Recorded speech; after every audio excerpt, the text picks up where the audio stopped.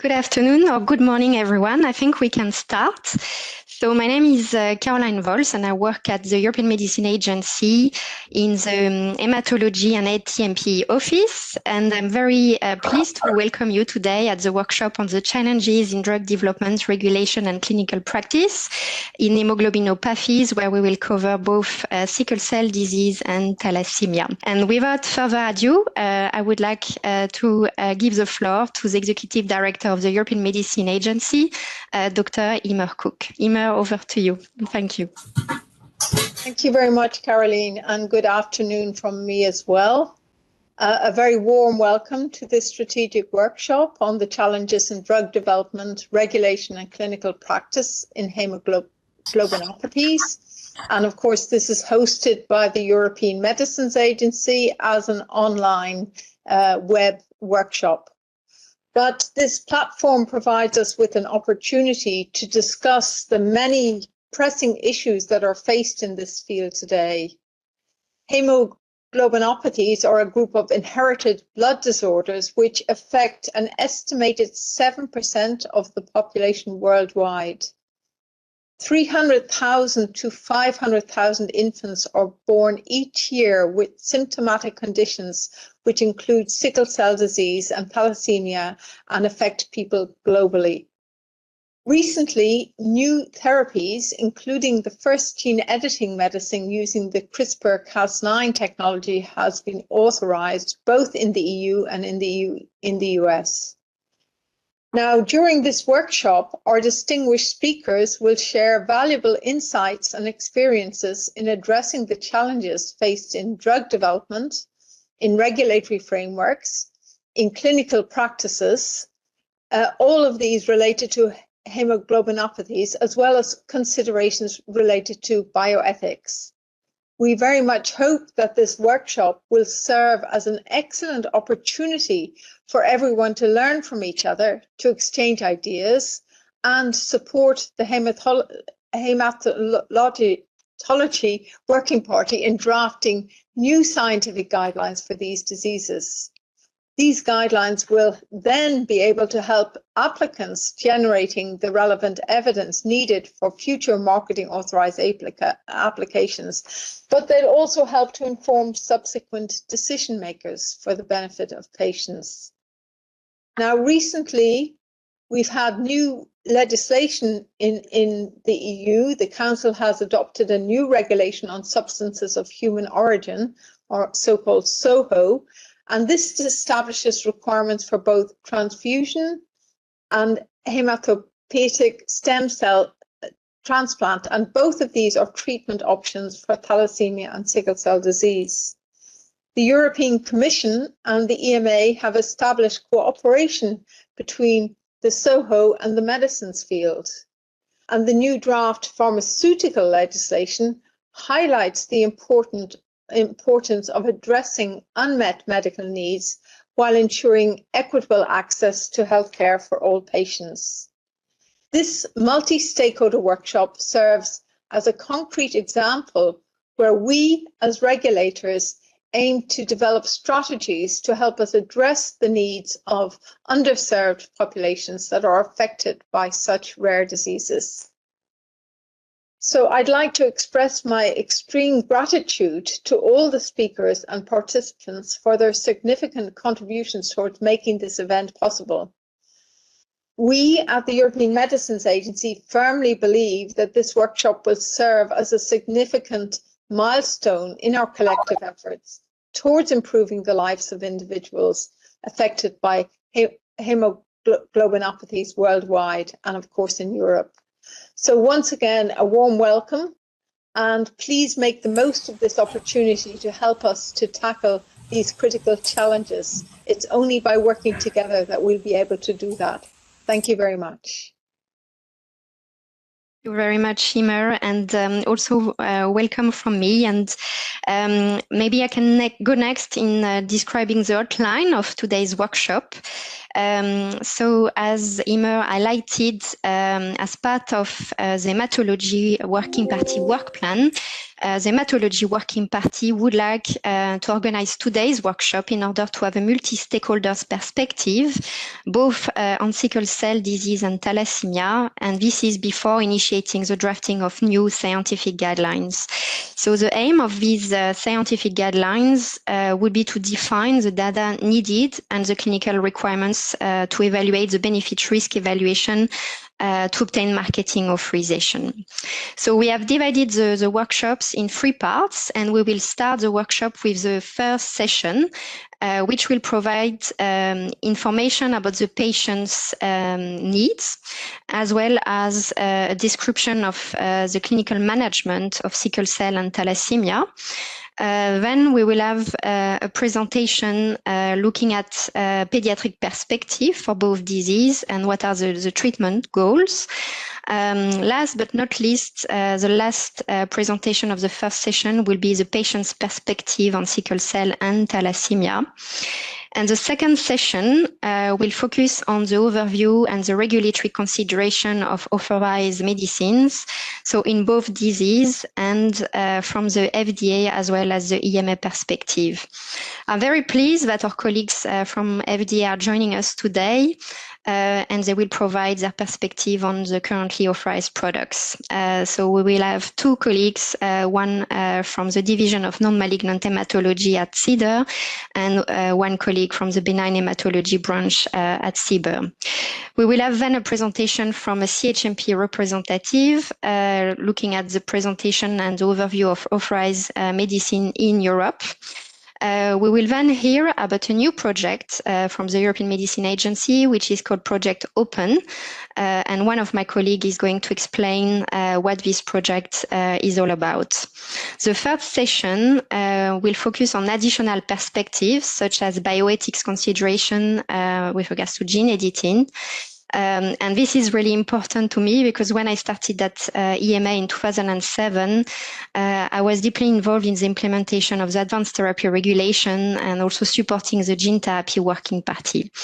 And I think this is the questions on bioethics are very important as it represents very advanced science, but it really raised some question about ethics. And I'm very pleased that today we have Laurence Wolf, who is working in the Human Rights Directorate at the Council of Europe and will enlighten us about these aspects. Then we will have a presentation on HTA perspectives by Anja Schild, and this is also very important, as my director said. As of January 2025, we will have a new regulation on HTA, and this will come into force specifically for advanced therapy medicinal products as well as oncology products. We will then hear about the experience from registries by Dr. Maria Del Mar Manu Pereira. And lastly, but not least, we will have a presentation on the challenges in drug development for haemoglobinopathy by Antonella Isgro, who is a member of the Hematology Working Party. And we will finalize the workshop with an hour panel discussion where we will have additional patients representative, and the aim will be to discuss the relevant parameters and outcome measure to be collected in clinical trials. But without further ado, I would like to introduce you Daniela Philadelphia, who is the chair of the Hematology Working Party, and she is also the CHMP member for Austria. So Daniela, over to you, and thank you very much.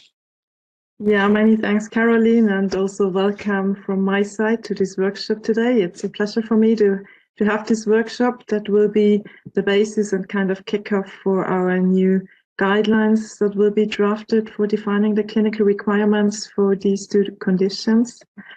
And before we start with the first session, I would like to remind everyone to be focused and keep to the time for your presentations. I know this is challenging. It's a lot of topics, as Caroline outlined, but we really would like to focus on the key aspects. And then, as mentioned, we also have the panel discussion. And so it's kind of the starting point of our guidelines here. But with that, we can start with the session 1 about the patients and clinical perspectives on management of sickle cell and thalassemia diseases. And our first speaker is Professor Ali Taher from the University of the Beirut Medical Center. And so, Ali, the floor is yours. Good afternoon. I'll try as much as possible to give my presentation in 15 minutes. On the patients and clinical perspective in the management of thalassemia. I have several slides, so whoever is moving my slides, we can move quickly in my slides. Next. This is the outline, very briefly, the disclosure. Next. Next. So first of all, I would just like to start by saying that the whole story starts with an imbalance to the alpha to beta ratio, which would lead to ineffective erythropoiesis in the bone marrow, hemolysis. Both of these would lead to anemia, and the anemia is of varying severity. This is all secondary to the red blood cell pathology because of the accumulation of the excess globin tetramers on the red blood cell. Next. So previously, we used to talk a lot about the genotype versus the phenotypes and the clinical presentation of those patients until recently, next, where blood transfusion is used now to distinguish between two major clinical phenotypes.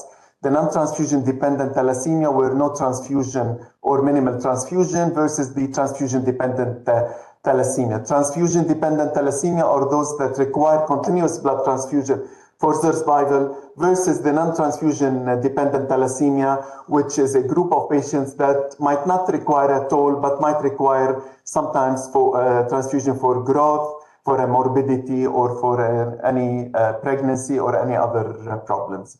And I'll try all through to move into this NTDT versus TDT, as most of the drugs are related to these both entities. Next.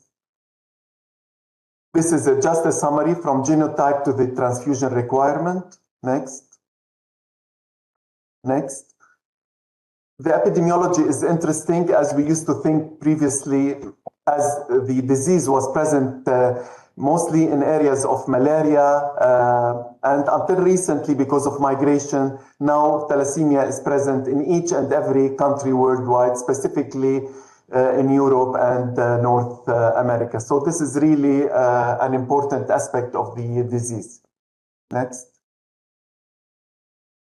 For the diagnosis, I'm sure I will not go through the taking a good history, family history, but this is a summary on how do you look into after taking a medical history, family history, looking into the complete blood count. And I will not go through the whole aspect, but it is looking into the size of the red blood cell, for sure ruling out iron deficiency anemia, which is the most common cause of anemia, and then moving into other aspects after ruling iron deficiency to hemoglobin electrophoresis and sometimes DNA analysis for the alpha and beta globin mutation. Next. This is another way to look at the non-transfusion dependent. Next. And this is an algorithm that we have worked on. The most important thing, how to capture these patients and tell these patients that they should go to specialized physicians. Next. So now I'll very quickly go through those patients that do not require blood transfusion, which is the non-transfusion dependent thalassemia, because ineffective erythropoiesis and hemolysis are not usually abolished by the continuous blood transfusion. So anemia is there, primary iron overload is there, and hypercoagulability leading to thrombosis is already there. So I'll move quickly through these. Next. So in the non-transfusion dependent thalassemia, there are certain complications that you do not see in the transfusion dependent thalassemia, ranging between silent brain infarcts, extramedullary hematopoiesis, pulmonary hypertension. Next. Until not recently, in 2010, we have done an optimal care study where we looked to see if these are only case reports or these are present in our patients. Next. These complications are highly present in our non-transfusion dependent thalassemia patients, and the morbidities will increase with the age. Next. The lower the hemoglobin, the more morbidities in this group of patients. I'm just describing these things so that when I end with the novel therapies, at least to understand what behind the primary endpoints in all the new novel therapies. Next. So those patients that had the hemoglobin more than 10 had morbidity, better survival and less complications compared to those patients that had the hemoglobin less than 10. Next. And an increase in hemoglobin by 1 gram per deciliter in this group of patients decreased the morbidity and the rate of complications in this group of patients. Next. A lot of the complications occur like extramedullary hematopoiesis. Next. Leg ulcers. Next. Not only these patients, even if they are not transfused, they can get iron overload because of a reduction in hepcidin. Next.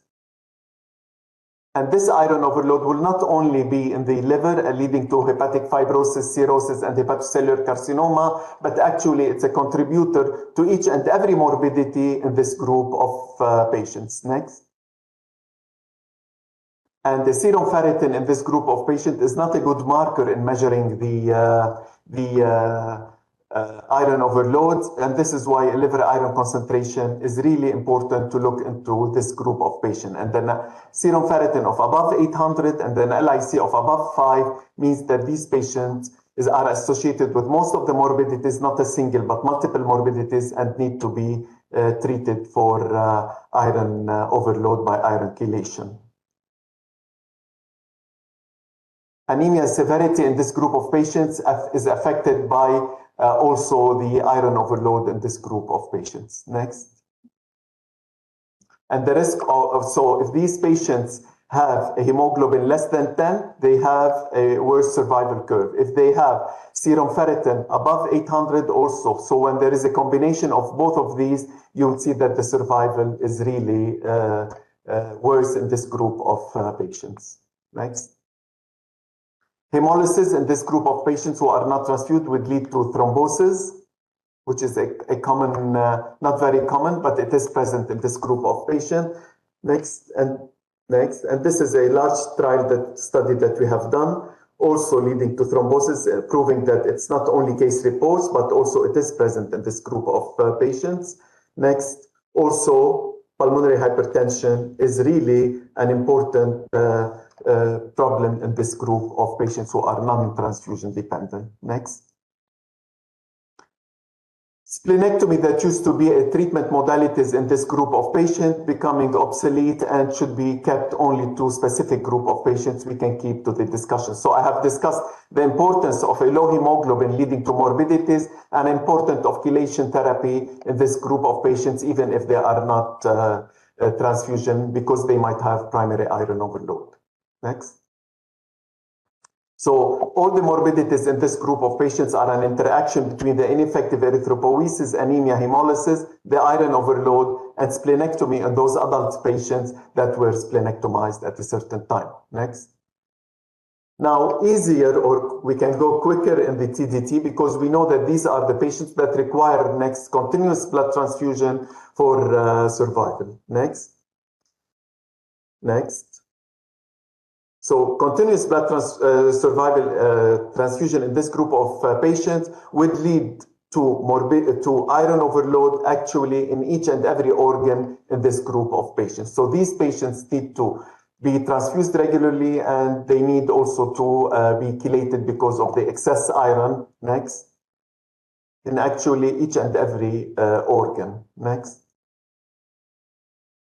We have thresholds similar to the thresholds I have discussed in the non-transfusion dependent patients, where I discussed their ferritin of 800 and an LIC of more than 5. Here the thresholds are whenever we reach an LIC of 7 or more than 15, these patients have severe morbidity and liver disease and cardiac disease. And if the T2 star of the heart is less than 20, they might have cardiac arrhythmia, and less than 10, they might have heart failure. Next. Next. Next. So these patients need to be transfused, and these can be found in all of the guidelines, keeping their hemoglobin around 9 to 10. And here I'm talking about not countries of limited resources, where the pre-hemoglobin level is much, much lower than what I'm stating here. Next. Because of this, there is regional variation in transfusion practices in TDT patients, and this is an important paper that we have published previously, showing the differences between Europe, Middle East, Africa, and Asia, where there is a variation in transfusion. Next. According to the Thalassemia International Federation, these are the recommendations for iron overload, looking into ferritin, liver iron concentration, as well as the T2 star of the heart. Next. This is also to look to reflect into countries of limited resources where the MRI is not available, and how we should deal with countries where MRI is not there. I don't think that this will be relevant to the European countries. Next. Also, there is regional variation in iron overload profiles in the patients between the Middle East, West, and the Far East, similar to the transfusion. Next. So the aims of iron overload is to prevent, to rescue, and sometimes there is an emergency treatment, intense treatment for these patients. Next. These are the chelators available in everywhere, whether Europe or others, desferoxamine or desferal, deferriprone or ferriprox or L1, and deferazerox in different formulation. The deferazerox film-coated tablet, which is recently present, the dispersible versus the film-coated tablet. Next. But however, there is always the barriers to adherence, and this is why these barriers are due to the drug itself, or it could be due to other issues related to the patients, like transition from childhood to adulthood, like some psychological aspects, work environment, and other issues. Next. And this is why the film-coated tablet was studied and was approved by the EMA and FDA in, I think, around 2017. Next. Through the ECLIPSE trial, where we have shown better adherence, satisfaction, and prevalence, and less adverse side effects from the film-coated versus the dispersible tablet. Next. The introduction of transfusion has improved survival in transfusion dependent. Next. Introduction of chelators have improved tremendously the survival. Next. Introduction of an MRI to detect iron overload ahead has also changed the causes of morbidity and death in this group of patients. Next. And therefore, you could see that the trends in mortality in different parts of the world have changed completely. Even within Europe, you could see a difference between the morbidities and the mortality in this group of patients. Next. Currently, we have novel therapies, and these novel therapies for TDT are approved by the EMA and the FDA, and this is why they were integrated in the guidelines of transfusion-dependent thalassemia. Next. Luspatercept. In NTDT, the management, next, is until recently, we had nothing to do in these patients, to transfuse them whenever needed or to chelate them, until the novel therapies were approved by the EMA as luspatercept in this group of patients. Next. Next.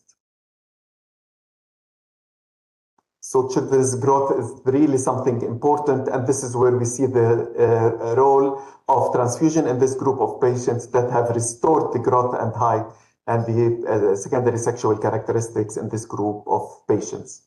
Next. Next. Next. Next.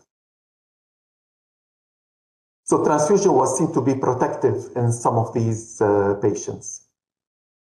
Next. So with this is a survival of around 2,033 patients in NTDT, where you could see that still cardiovascular disease is a cause of death in the majority, but not left heart failure, but right heart failure and pulmonary hypertension. Then hepatic and cancer. Regular transfusion in this next. Regular transfusion in this group is associated with less morbidity and cardiovascular morbidity in this group of patients. Next. Historic experience with increasing hemoglobin F or using modulators of fetal hemoglobin or different products are not really encouraging. Next, until recently, where we had several new products that are coming out in the market. Chelating these patients, as I have started, is really very important because of the severe iron overload in the liver and reflecting in other organs. Next. The THALASSA trial was the trial that was approved also by the EMA and the FDA as a chelator for this group of patients. Next, that have shown, next. That have shown safety and efficacy not only in 2 years, as you could see in this trial, but also in the THETIS trial in 5 years, and we have by now probably data for 10 years. Next. So at the end, next, caring of these patients, these are some of the guidelines of the Thalassemia International Federation. The NTDT guidelines were released in November 2023. Soon we will be releasing the 2024 guidelines of TDT. Next. Our patients are getting older and they are moving into adulthood, so one should look at these patients not only from a pediatric perspective or an adolescent perspective, but as adults that might have a lot of complications different from growth failure, poor development, skeletal, into sexual development, malignancy, workplace, financial duties, marriage, family, survival stress are really very important to start to address rather than the issues that we used to address in a pediatric setting, as these patients are getting older and getting multiple morbidities. Next. So it's a holistic care in a multidisciplinary approach and teamwork, and there should be a safe movement from pediatric to adulthood in this group of patients. Next. Next. And I would end by these all novel therapies that are now present in the NTDT to increase the hemoglobin in this group of patients, and in the TDT to decrease transfusion in this group of patients. In the TDT and NTDT, the EMA has approved the luspatercept for both, and in the TDT, the FDA has approved and the EMA has approved using this product for reducing transfusion in this group of patients. Next. Next. So I hope I didn't exceed the time, but I'm ready for questions. I tried as much as possible to summarize all in this time. Thank you. Thank you very much for your presentation, and we will have time for questions and discussion then in the panel discussion at the end of the workshop. And if anyone has a question, you can put it into the chat, but we will have then the panel discussion. And so that's why we can move to the second presentation of the day. It's the speaker is Professor John Porter from the Research Department of Hematology of the University College in London. We're going to talk about the management, unmet needs in sickle cell disorders. And I'm going to ask you to advance the slides, please. These are my interests. So I'm going to cover first of all, the underlying mechanisms of sickle cell disease, which will be well known to many on the panel, but just for other people's benefit. The clinical consequences, the scale of the global challenge, which is relevant to this particular panel, I think. Therapeutic approaches to these different mechanisms, new treatments and established treatments, and then unmet needs where the needs are still unmet. Okay, next slide, please. So this is a scheme of the pathophysiology of sickle cell disease. A mutation in the beta chain of hemoglobin leads to the polymerization of individual hemoglobin molecules under circumstances where the oxygen has been released from carriage. These result in polymers forming within the red cell with distortion of the red cell as shown in this picture. This distortion and other factors lead to a tendency to microvascular occlusion. These are to some extent intermittent, and if you get an acute short phase, then that can lead to sudden onset of pain, which predominantly emanates from within the bone marrow, but not entirely. So the part of the clinical picture is acute painful crises, but also an underlying chronic progressive organ damage. Next slide. Oh yes, so this shows also we can get sequestration of red cells in various parts of the body. The early one that's best recognized historically is in the spleen, so splenic sequestration. But another sequestration syndrome, which is very important, is sequestration in the lungs, which leads to the so-called chest syndrome, where you get progressive hypoxia if it's not recognized and dealt with. Next slide, please. Next slide. Next, please. So this makes the point that sickle cell disease is incredibly variable. There's a range of phenotypes. Some people are blessed with very few problems, and others have their lives completely dominated by the condition. You can broadly categorize people into a more hemolytic phenotype, where there is more anemia.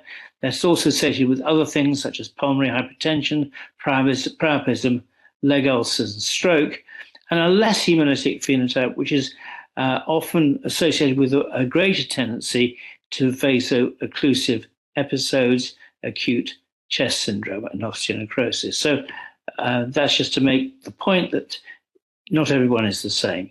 Next slide. Now, in children, the pattern is a little different from adults. Children are particularly susceptible to bacteremia, pneumococcus and meningococcus, which can be fatal. And so there's been a lot of focus over the last 3 decades on prevention of this. Vaso-occlusive pain, I've covered already, is highly variable and needs to be thought about in terms of new treatments. Chest syndrome, I've already described, and is a very important complication, which is often under-recognized in centers which don't see a sickle on a regular basis.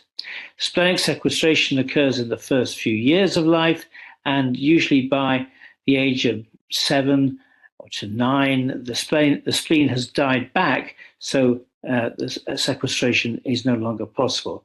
And as people get older, we have a greater propensity to organ damage. So the next slide, we look at the picture in adult, very similar in many ways. Vaso-occlusive pain-filled crises, acute chest syndrome, infections, less infections than the children, but still can happen. Acute anemia, often or sometimes exacerbated by something like parvovirus. Priapism from late childhood, adolescence can be an issue, and stroke. Of course, stroke in children wasn't on the last slide, but affects about 10% of children, and that's overt stroke, and something like double that are at risk of silent stroke. Next slide, please. Next slide. Good. Avascular necrosis of the hip is an important complication. Pulmonary hypertension has a very bad prognosis if it develops.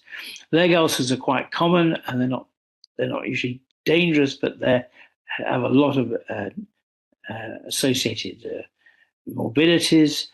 Retinopathy is a big problem and needs to be screened for, so you need a team to look for this and recognize it early. Gallstones, which occur, of course, in thalassemia as well, is something you need to recognize and deal with as appropriate. If you put people on regular transfusions, for example, if they've had stroke, then the patient's likely to get iron overload if you don't do exchange transfusions or if you don't give chelation. Next slide.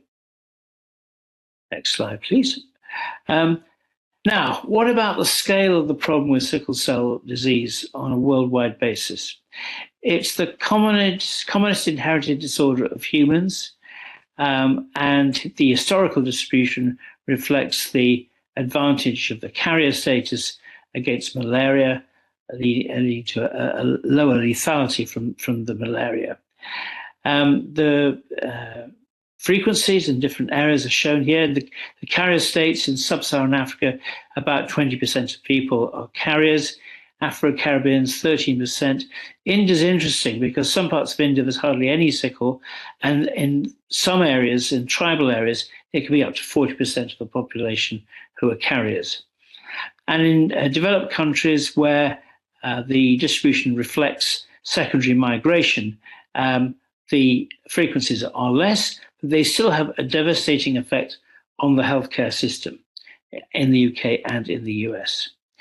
Birth rate with sickle cell disease, as we think we heard in the introduction, is about 300,000 births per annum globally. And sub-Saharan Africa is 2% of births are affected. Saudi Arabia, about 0.5% of births. In India, 20,000 births per year. And in the UK, it's much lower, but still 270 births per year, and it dominates many aspects of A&E in London. Next slide. This was an interesting paper that was published fairly recently in The Lancet, and it was looking at death in patients with sickle cell disease. And the point they were making was that traditional ways of looking at mortality with cause-specific deaths underestimate the true sickle cell-related deaths by maybe tenfold. Next slide. And this shows the mortality in sub-Saharan Africa and Southeast Asia bearing the major brunt of mortality in sickle cell disease. Next slide. So the management strategies for sickle are difficult to put on one slide. I've got lots of lines here. We need to screen, educate at-risk couples. I'll just leave it like that for the moment. We need to prevent and treat complications in affected individuals, and that's why it's so important to have a good rapport between the patients and the treatment centres, so that we can educate both the treaters and the treated as to how to deal with problems when they arise in an effective and timely way. We want to prevent long-term damage, stroke, renal disease, pulmonary hypertension. That needs somebody keeping an eye on all those complications, which are not always immediately apparent. There are specific anti-sickling options. Transfusion has been one for many years, and I mentioned that with preventing stroke, the value of transfusion has been unequivocally demonstrated. Hydroxyurea also has been shown to be very effective by increasing fetal hemoglobin, but also possibly by other mechanisms. And there are new medications which I'll touch on briefly. Curative treatment with stem cell transplantation and more recently gene therapy is coming into focus at the moment. Next slide. Now this is a build slide, so this may not work. So this is in green, you can see what can be achieved by decreasing sickle hemoglobin and increasing hemoglobin A with blood transfusion, allogeneic transplant, or gene therapy. All these, in a way, have the same effect. Next build. So we can try and slow down the rate of polymerization of the individual sickle molecules by increasing fetal hemoglobin with things such as hydroxyurea, but interestingly with the gene therapy by modulating BCLA repression of fetal hemoglobin, you can get levels up to about 40%, and this seems to be effective in decreasing vaso-occlusive crises. Next slide. Oh, next build. Next build. Yeah. Another approach is be to try to decrease the stickiness of red cells in the endothelium with P-selectin antagonists. I'm not going to go into more detail on that, but we could maybe talk about that later. Next build. And other approaches are increasing the energy within a red cell. If a red cell keeps sickling, it runs out of ATP, and that's by boosting the ATP, it seems that you can reduce some of the vaso-occlusive complications. Next build. We know that even with quite conservative interventions such as vaccination, antibiotics, transfusion, neonatal screening, and comprehensive care, these are not looking at the same populations all the way through, but you can see that the more recent reports show a falling mortality. Nevertheless, the median mortality rate is still not changed very substantially. Next slide. This is the result with the CCX001 gene therapy with BCL11A, and you can see the fetal hemoglobin goes up to about 40%, and this seems to be enough to prevent crises. You look at the next slide. And the next slide. So here we see vaso-occlusive crises on the left over time before the treatment is given, and on the right after the treatment is given, and you can see the dots have virtually disappeared, and this is the association of the treatment, the CRISPR-Cas9 editing, on the vaso-occlusive rate. So, so far it looks very encouraging as an effective cure. Next slide. Two more slides now. Unmet needs. There are unmet scientific needs. We need to improve the curative therapies, both in terms of cost, in terms of morbidity associated with the treatment, and we need to improve both stem cell therapy and gene therapies. And again, we could talk about that a little more later. Next slide. But there are also very large unmet organizational needs. And I can speak from my country. You'd think we might not be challenged so much with that, but it really is a problem providing comprehensive care for a disease that is sporadic, unpredictable, over a lifetime. The infrastructure that really is needed to provide that level of care is very challenging. We need to educate hematologists, and hematology is dominated by oncologists, so that isn't as easy as it might sound. Chronic genetic disease is often unattractive to many trainees. Education to increase exposure of all young doctors to sickle cell and thalassemia. We need to make the condition attractive to treat, and stakeholder panels for case discussion and policy decisions. We've started using a lot in the UK, and I think it's been very effective in sharing knowledge and improving standards. Infrastructural funding is also needed to make these systems work. So if you're going to construct networks and so on, someone's got to try and run it. You don't want to make it too expensive, but having some oil to grease the wheels makes a big difference. And I'll stop there. Thank you very much. Thank you very much for your presentation, and I'm looking forward to further discussing the treatment goals, but also the patient's characteristics during our panel discussion. So thank you again. And now I would like to introduce you to the next two speakers. It's Professor Marianne de Montalembert from France and Raffaella Colombatti, a professor from Italy of the University of Padua. And They will speak about the pediatric perspectives and treatment goals and differences to the adult population. So I'll go first. And so what Marianne and I thought to present are to underline some of the points that John presented, but from a pediatric perspective, a pediatric and teenager perspective. Next one, please. Next one. So the first comment, can you move the, yeah, because there's animation. So what is very important to underline, that's okay, is that sickle cell disease in Europe, since we're focusing on Europe, is considered a rare disease. Hence it falls under all the regulation, the organization at national and international level within the rare disease organization, as well as the specific networks. But nevertheless, we estimate, and maybe that can be better detailed later, that more than 60,000 people with sickle cell disease are currently living in Europe. The next one.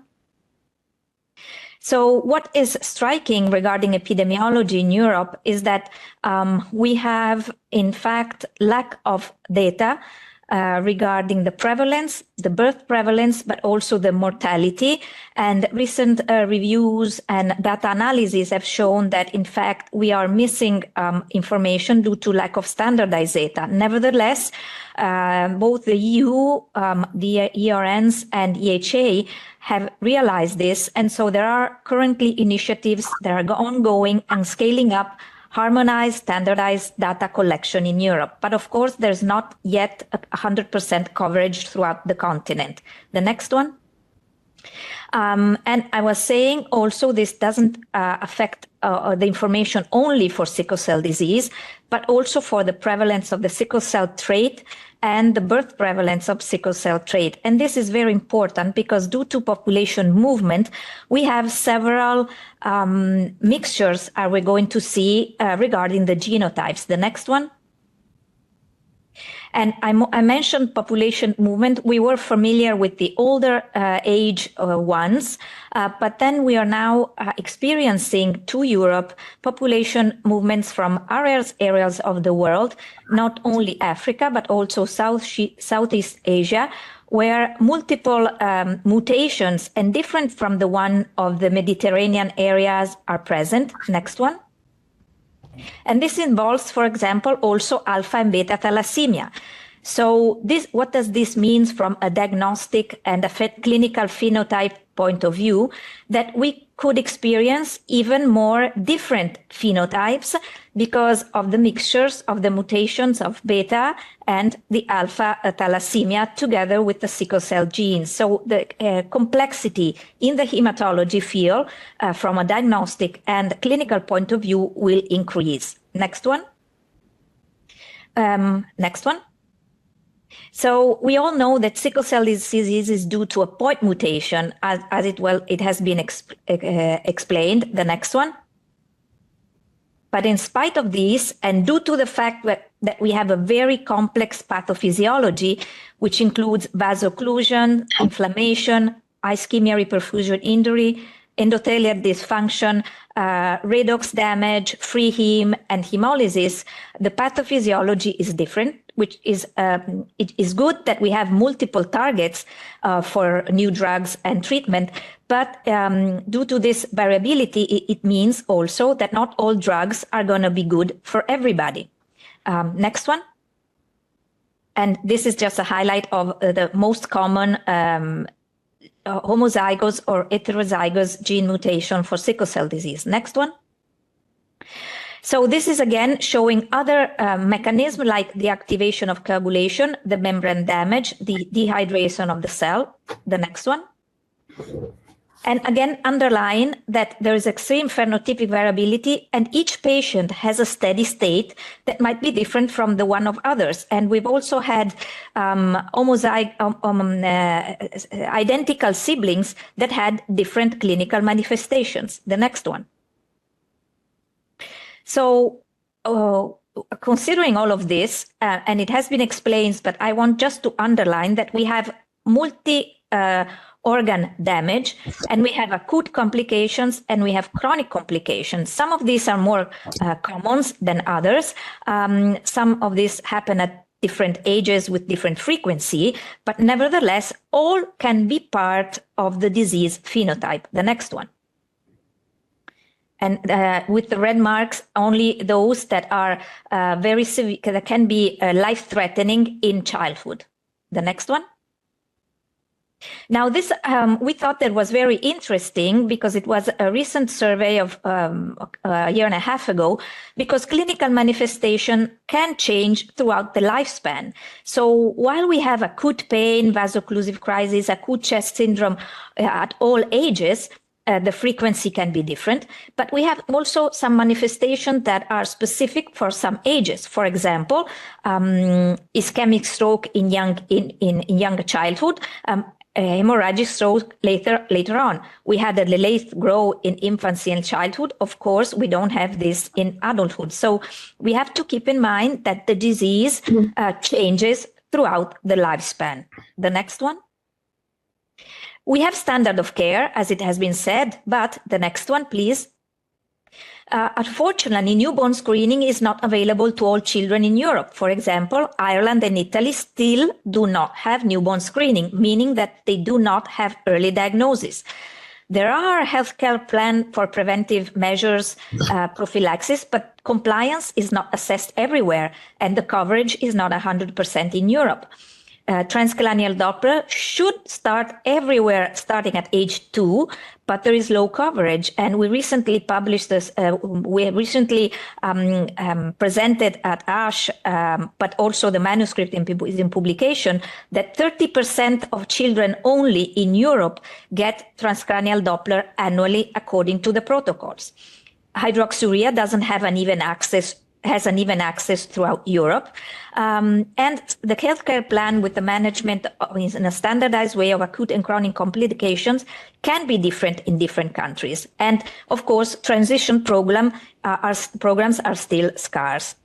So you can see that if for a disease in which, as had been mentioned before, the prevention and infrastructure has to be important and has a major role, unfortunately, this still is not everywhere in Europe. Next one. And so we have available treatments like hydroxyurea, although the pediatric formulations are not available in all European countries, in all European regions, and we still have to assess long-term toxicity.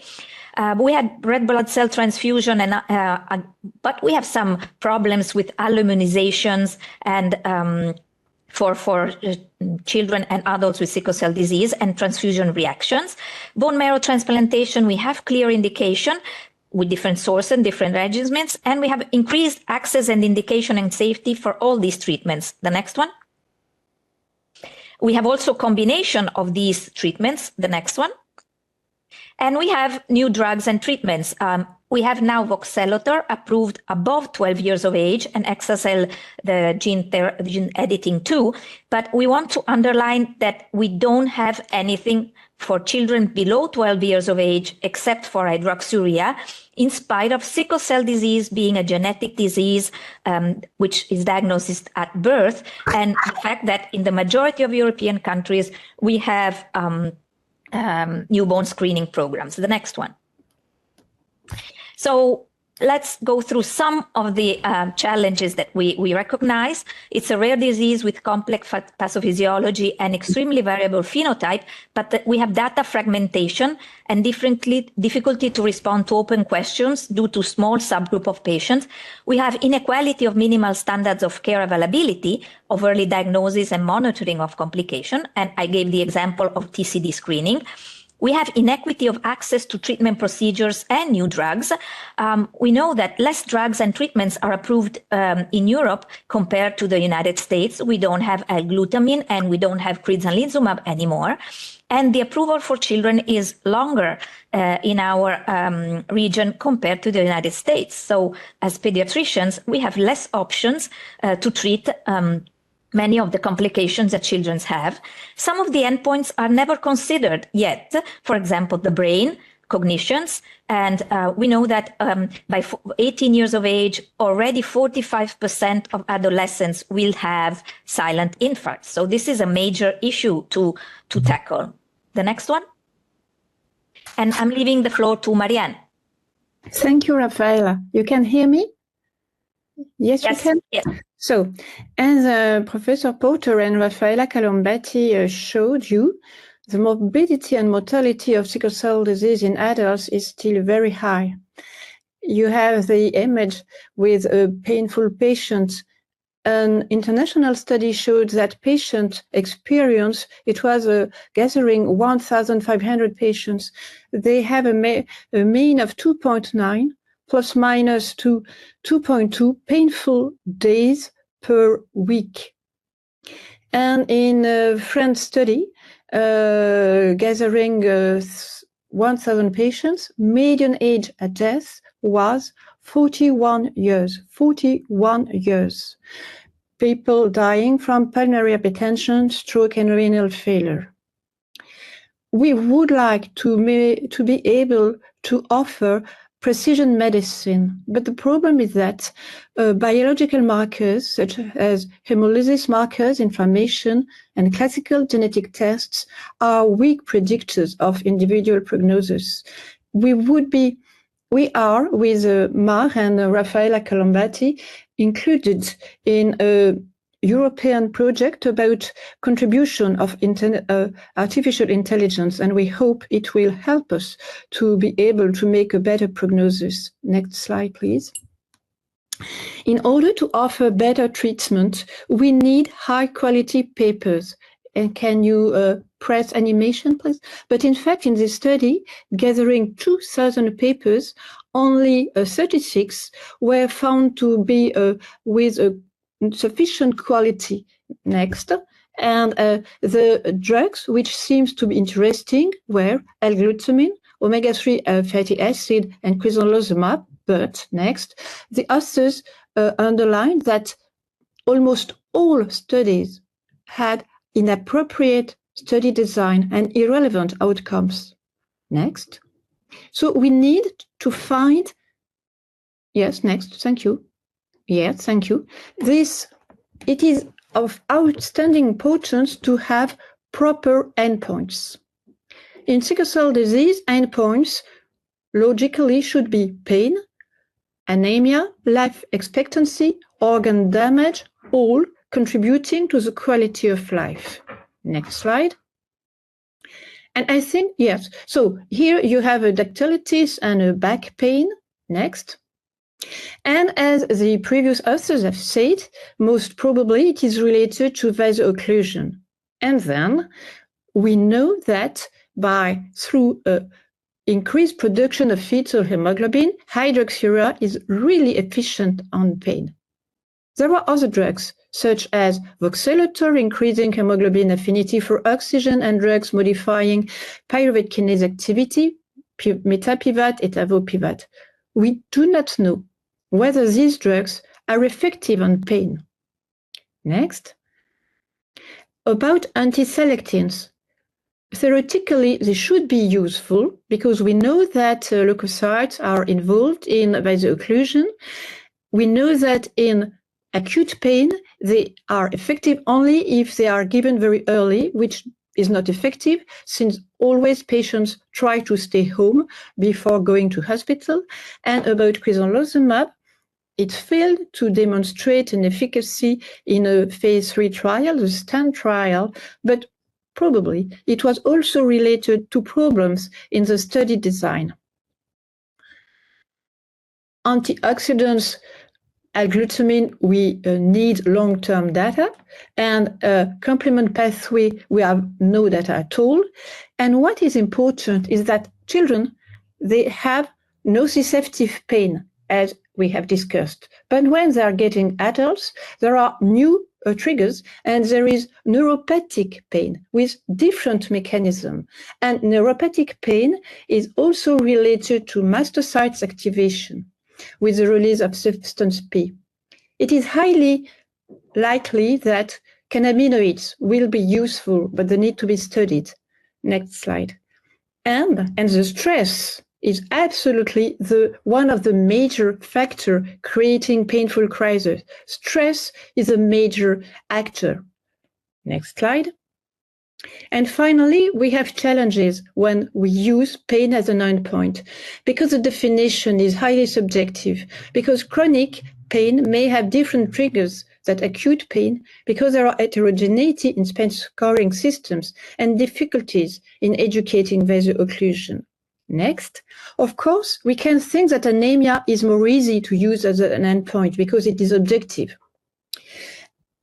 There is acute anemia related to a vaso-occlusion or an infection, and there is chronic anemia related to hemolysis, more rarely in high-income country, nutritional deficiencies, and sometimes ineffective erythropoiesis. We know that hydroxyurea, voxelotor, mitapivat, etavopivat are highly effective on anemia. They decrease, we know that, hemolysis. But the point is that anemia is only related, in fact, as organ damage to stroke and renal failure. And for instance, it has been recently published that fatigue is not related to the severity of anemia. And then, next. There are challenges also in using anemia as an endpoint, because of course hemoglobin is an objective issue, but it has been only shown to be strongly associated with cerebral and renal impairment, and the correlation with life expectancy and quality of life are unclear. Next.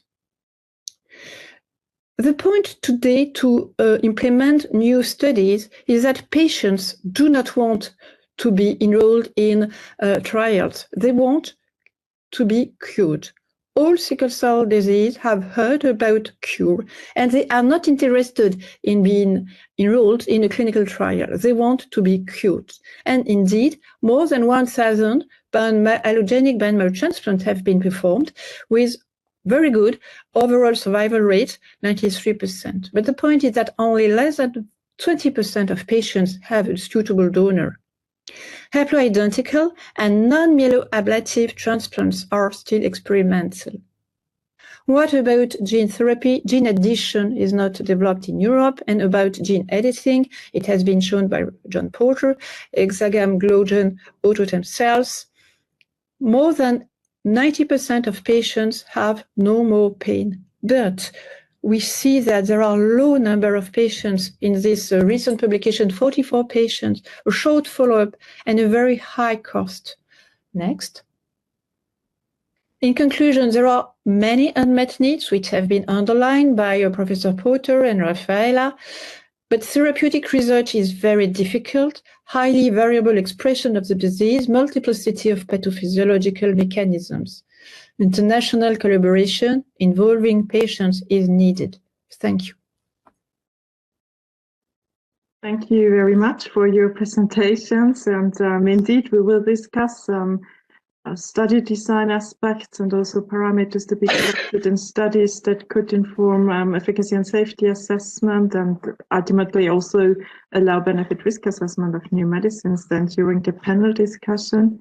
And your last slide was the perfect introduction to our next speaker, because now we hear the patient's perspective from Mr. Loris Pronetta. Okay, thank you very much for the invitation. Of course, my greetings with the EMA on behalf of the Thalassemia International Federation. This is the patient perspective. Okay, of course, nothing to disclose. And just a brief presentation, who I am. I'm 61-year-old from Italy. I've been diagnosed with thalassemia major at 3.5 years. And I'm graduated in social and institutional communication, a degree at the University of Genova in human rights. And I also perform medicine research and development masterclass of Viupati. More than 40 years patient advocate and founding member of several organizations, including Thalassemia International Federation back in 1986. I've been appointed by the European Commission as comp member, the Committee for Orphan Drugs at EMA from 2018 to 2021. Currently, I'm in the Patients and Consumer Working Party representing Thalassemia International Federation.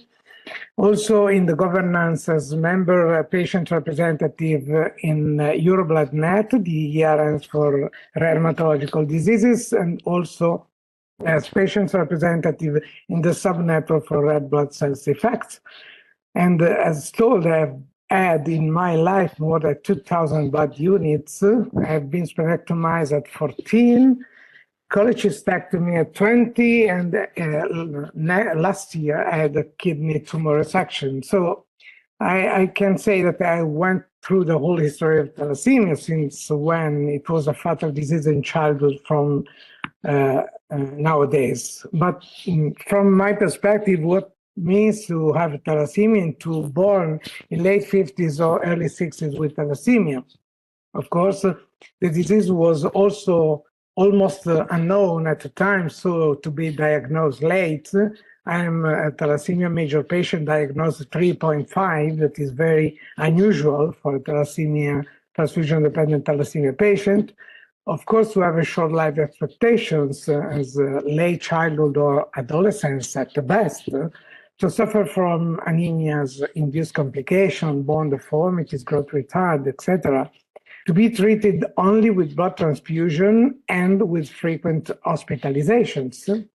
And many days lost in school, so education was seriously compromised, and the children at the age felt themselves diverse for the sign of the disease, partial bone deformities, so a short stature, a very poor quality of life, therefore with a difficult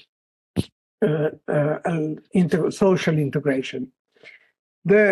We can mention in thalassemia two big breakthrough in thalassemia. The first in the middle 70s when the day hospital care was established, and therefore reducing hospitalization for the patient, but also the improvement in the disease comprehension, so the scientific advances in this case. Iron overload was highlighted as an issue for the patient that compromised the lifespan, mainly due to heart failure. And it was quite strange because when I was a child, I was treated with iron because it was not known completely the mechanism of the disease. So, and also at middle 70s, the availability of the first drug for reducing iron burden, the ferrioxamine, was a real breakthrough in the treatment of thalassemia. But the treatment was quite challenging for the patients because we are speaking by a subcutaneous infusion through an infusion pump for 5-7 days a week for 10 hours a day. So few patients did accept it, and the poor compliance resulted in death for heart failure. The second breakthrough is in the time between the middle 80s and the middle 90s, and the first approach to bone marrow transplantation. It was the first curative treatment, the promise for a curative treatment, but of course not all the patients had the siblings at the time, so it was difficult to have this kind of treatment. Also, the prenatal diagnosis improved the prevention programs and encouraged the couple at risk to have healthy children. The availability of the first oral drug for iron for reducing iron burden was actually the true breakthrough in the treatment of thalassemia in late 90s, because this drug was easier to take and better results in the treatment. Adherence meant also to slow a slow but a continuous drop of premature deaths, and also new technologies for imaging and as what we call a multidisciplinary approach were paramount for the management of the disease, for the improvement of the management of the disease and preventing the complication. Of course, I don't need to speak about thalassemia nowadays because our eminent speakers explained before. In many EU developed countries, we have an excellent standard of care and a good quality of life for the patient, but we have to remember that we represent only the 7% of the global thalassemia patient that have access to this kind to the standard of care. So it means that there is a huge need for the patients throughout the world. Significant improvement in technology allow for better outcomes in the transfusion therapy, availability of iron chelator agency to reduce iron overload, multidisciplinary care for monitoring, and timely tackling the complication result in a dramatic change of the prognosis. Now, the thalassemia patients can live over 60s, and the first gene ATMPs products to cure hemoglobinopathy are still an issue due to high prices, but it's a future for sure. This is an example of the changes in quality of life. This is a study performed in my thalassemia center in Geneva. Or I say my thalassemia center, of course, in the thalassemia center where I've been treated, where I'm treated in Geneva, performed between comparing 2001 and 2009 with the patients. And as you can see from this curve, in 2009, the quality of life perceived by the patient was really improved because of this, the introduction of another oral iron chelating agents. There is the Farazirox that provide another option for the patient that do not were not compliant with the first iron oral chelating agents. And this is another study on 150 patients. As you can see, the perception of the quality of life from the patient is very good in Italy. So we are speaking about a disease that are still unmet medical needs, as we have listened before from Professor Ali Taher. Of course, from my perspective, blood transfusion for the patients is still a concern. Therefore, the products for increasing the hemoglobin level are welcome, but if they are relevant in reducing the transfusion burden and can be self-administered. A minimal increase is not so significant in severe genotypes. Specifically, if we have to deal with the severe side effects that can occur. We know that there are most relevant outcomes in TDT, and this is also paramount for the treatment of thalassemia in general in these patients. Oral iron chelating agents are available, but in my opinions, more options would be needed, possibly with a low number of daily administration and less side effects. This is a combination very needed from the patients. Osteoporosis should be better addressed and prevented, as we are using many drugs to tackle it today that seem not to be so effective, and tackling better the osteoporosis would mean also to have a better response to pain, as that is an emerging issue in thalassemia, also because of the aging of the people, at least at European level. And of course, multidisciplinary approach must be improved, as is not available in all the treating centers, as we have already listened also for sickle cell at European level.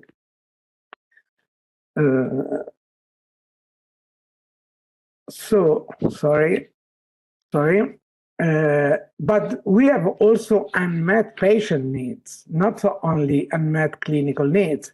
Younger generation of patients like to have an active life. They expect to reduce the time spent in hospital, to be driven towards a better nutrition and the calories intake, to become performant in sport and daily activities. This is the patient-reported outcomes recently listened from me, and I was surprised for that in the Thalassemia International Federation International Conference in Malaysia in November last year.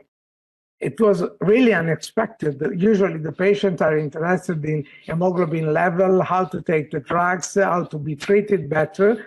And this kind of new young generation of patients have completely different opinions and visions about their future. Of course, pain is still an issue for older patients that impacts on everyday life and can reduce significantly the productivity at work. I like to report this study performed in 165 patients in UK, and in 2.4% reported a severe pain every day. So this is still an issue that we suffer from. Mental health and lifestyle are another need for the patient that should be better addressed. And an holistic approach, as Professor Aitayer said, is needed, especially for aging of the people. That is something very new that we are facing nowadays, thinking out of the box.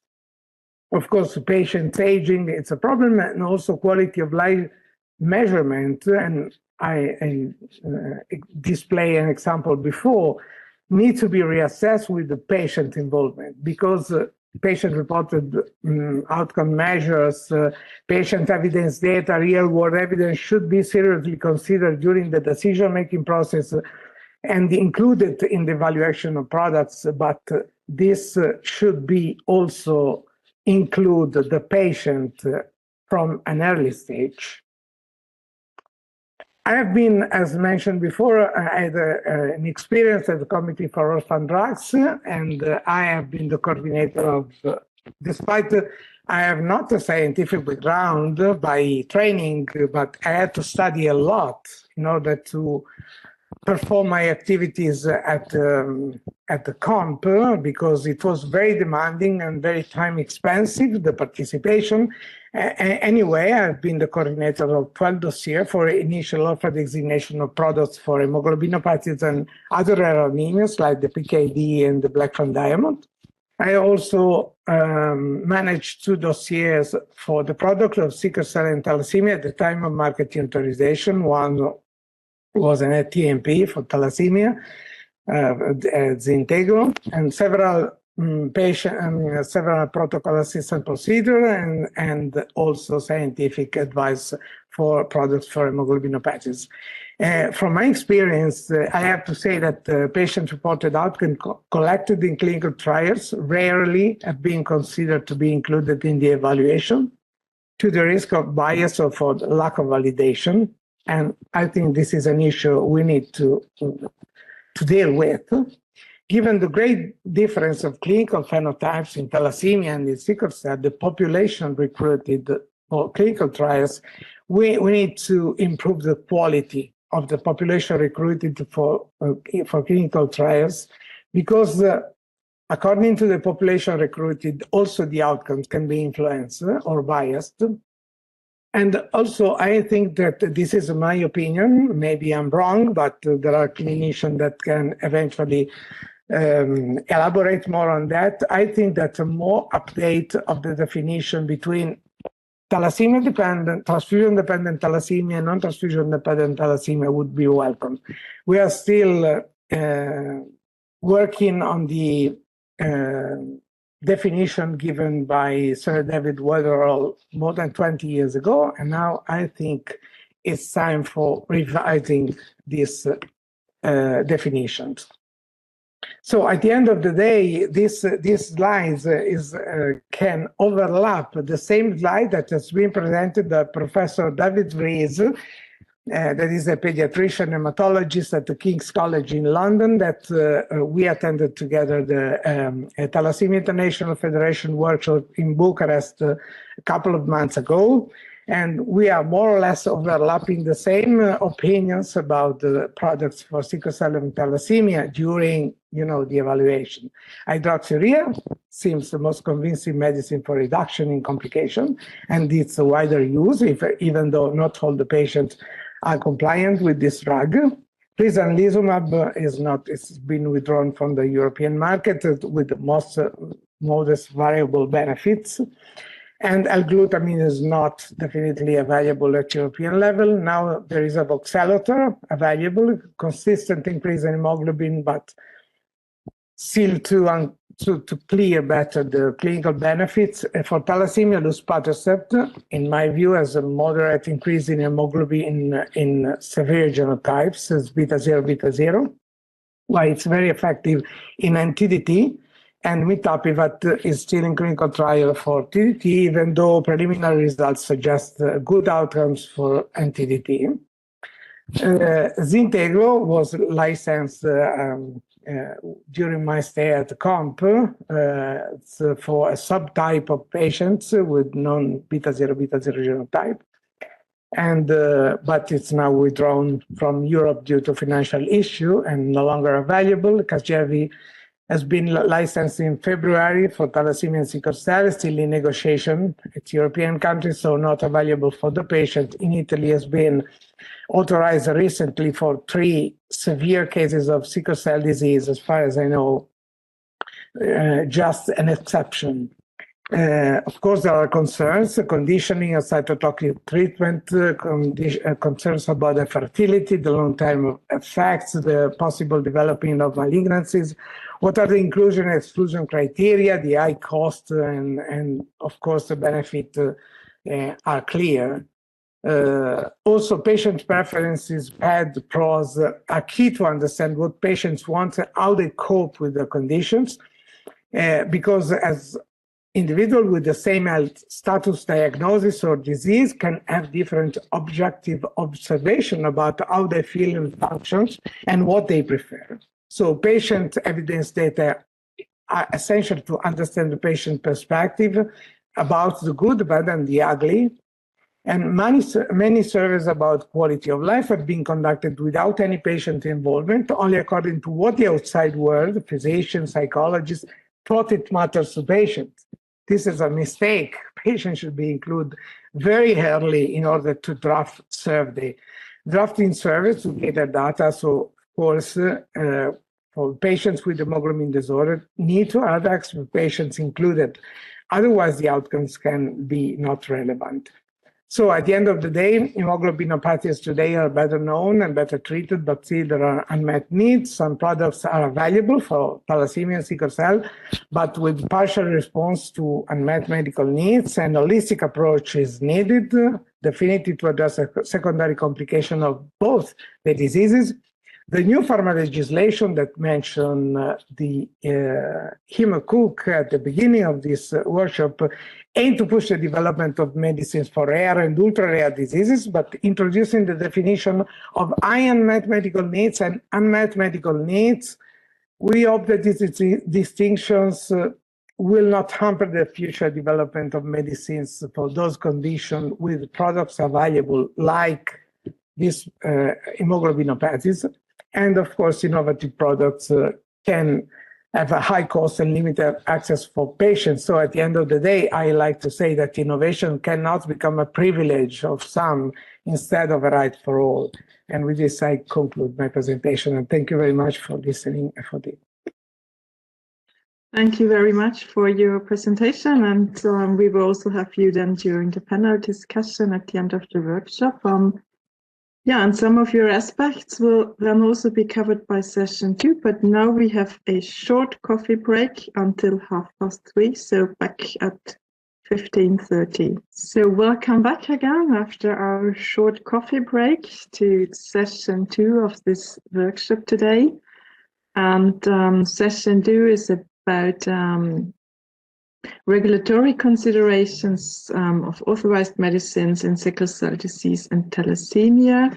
And I'm happy that we have 2 representatives from FDA with us. And the first speaker is Patricia O'Neill from the Division of Non-Malignant Hematology from FDA CDAR. So the floor is yours. Thank you, Daniela.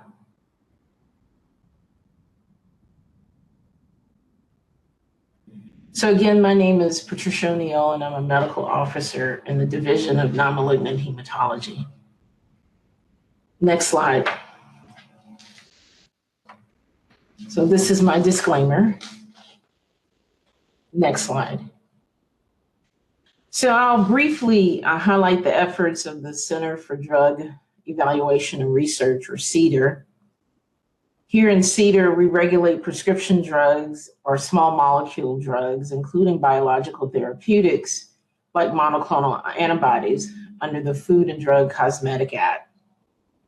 And since the Orphan Drug Act, which was signed in 1983, the FDA has approved hundreds of drugs for rare diseases. And these approvals are based on the demonstration of a positive benefit and risk assessment. And from a safety standpoint, the data must be from enough patients with the condition who are exposed to the drug long enough and to show that it is safe in the context of the demonstrated benefits. And this benefit should be established through substantial evidence of effectiveness. And substantial evidence of effectiveness is based on either 2 adequate and well-controlled trials or 1 adequate and well-controlled trial that is equivalent to 2 trials, or 1 adequate and well-controlled trial plus confirmatory evidence. For traditional approval, the application must demonstrate improvement on clinically meaningful endpoints, that is, how a patient feels, functions, or survives, or a validated surrogate endpoint. Next slide. So now I'm going to talk about drug development programs of small molecules and biologics, first in thalassemia and then later in sickle cell disease. So as far as drug approvals in thalassemia, a favorable benefit or risk assessment has resulted in the approval of the following drugs to treat significant issues in patients with thalassemia. That is iron overload and ineffective hematopoiesis. One such example that will be later discussed is how a significant decrease in red blood cell transfusion requirements in transfusion-dependent patients with beta thalassemia is clinically meaningful. Next slide. So the basis of the approval of deferexarox is based on 3 studies. All studies were open label with 2 studies having an active comparator. In all studies, there was a notable change or mean change in the liver iron concentration, that is the LIC, compared to baseline. And the use of deferexarox demonstrated a significant dose-dependent effects on the LIC and serum ferritin over a 1-year treatment period. And this was the basis of the full approval, stating that LIC is an established marker of morbidity as well as a surrogate for mortality in this patient population. Next slide. Now, luspatercept was approved in November 2019, and this was based on 336 patients randomized in a placebo-controlled trial who required 6 to 20 red blood cell transfusions 24 weeks prior to randomization. 21% of these patients who received luspatercept achieved a 33% reduction in transfusions, compared to 4.5% of patients who received the placebo, with a p-value of 0.0001. So we know that individuals with transfusion-dependent thalassemia will eventually develop iron overload, which can in turn cause organ toxicity and even death. Next slide. So the availability of drugs for sickle cell disease have been dearth until 2017, where more drugs have been approved since the approval of hydroxyurea for the treatment of sickle cell disease in 1998. Deferoprone, an iron chelator, was approved in 2021 for the treatment of transfusion iron overload due to sickle cell disease and other anemias, including thalassemia, in adults and pediatric patients 3 years and older. As for the hydroxyurea products, Droxia was approved first in 1988 for adult patients with sickle cell disease. And Droxia was studied in a randomized double-blinded placebo-controlled trial of 299 patients with 3 or more pain crises. The median yearly rate of pain crises was 2.5 in the hydroxyurea arm, compared to 4.6 in the placebo arm, with a p-value of 0.001. The number of patients transfused was 55 in the hydroxyurea arm, compared to 79 in the placebo arm, with a p-value of 0.002. Cyclose was approved in 2017 for pediatric patients and then in 2021 in adult patients. Cyclose was based on an open-label, single-arm study among 405 pediatric patients and 1,077 adult patients from age 2 and older. Among the populations analyzable for efficacy in both groups, the use of cyclose resulted in an increase in fetal hemoglobin, which is a known validated endpoint in sickle cell disease. The percent of patients with at least one VOC, acute chest syndrome, hospitalizations, or blood transfusion requirements also decreased after 12 months of hydroxyurea due to the rise in hemoglobin F. Exromi, an oral solution of hydroxyurea, was approved in 2024 for pediatric patients aged 6 months to less than 2 years for sickle cell anemia with recurrent moderate to severe painful crises. Now, L-glutamine was approved in 2017 for the adult and pediatric patients over 5 years.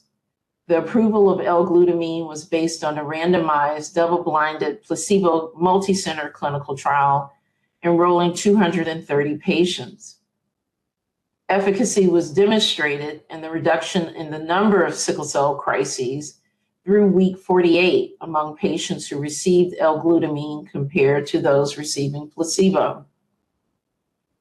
And over a 48-week period, patients who received L-glutamine had a median of 3 sickle cell crises compared to a median of 4 crises for those receiving placebo. And then finally, crizolizumab was approved in 2019. Crizolizumab was studied in 198 patients in a 52-week randomized placebo double-blinded multicenter trial. The primary efficacy outcome measure was the annual rate of VOCs leading to a healthcare visit.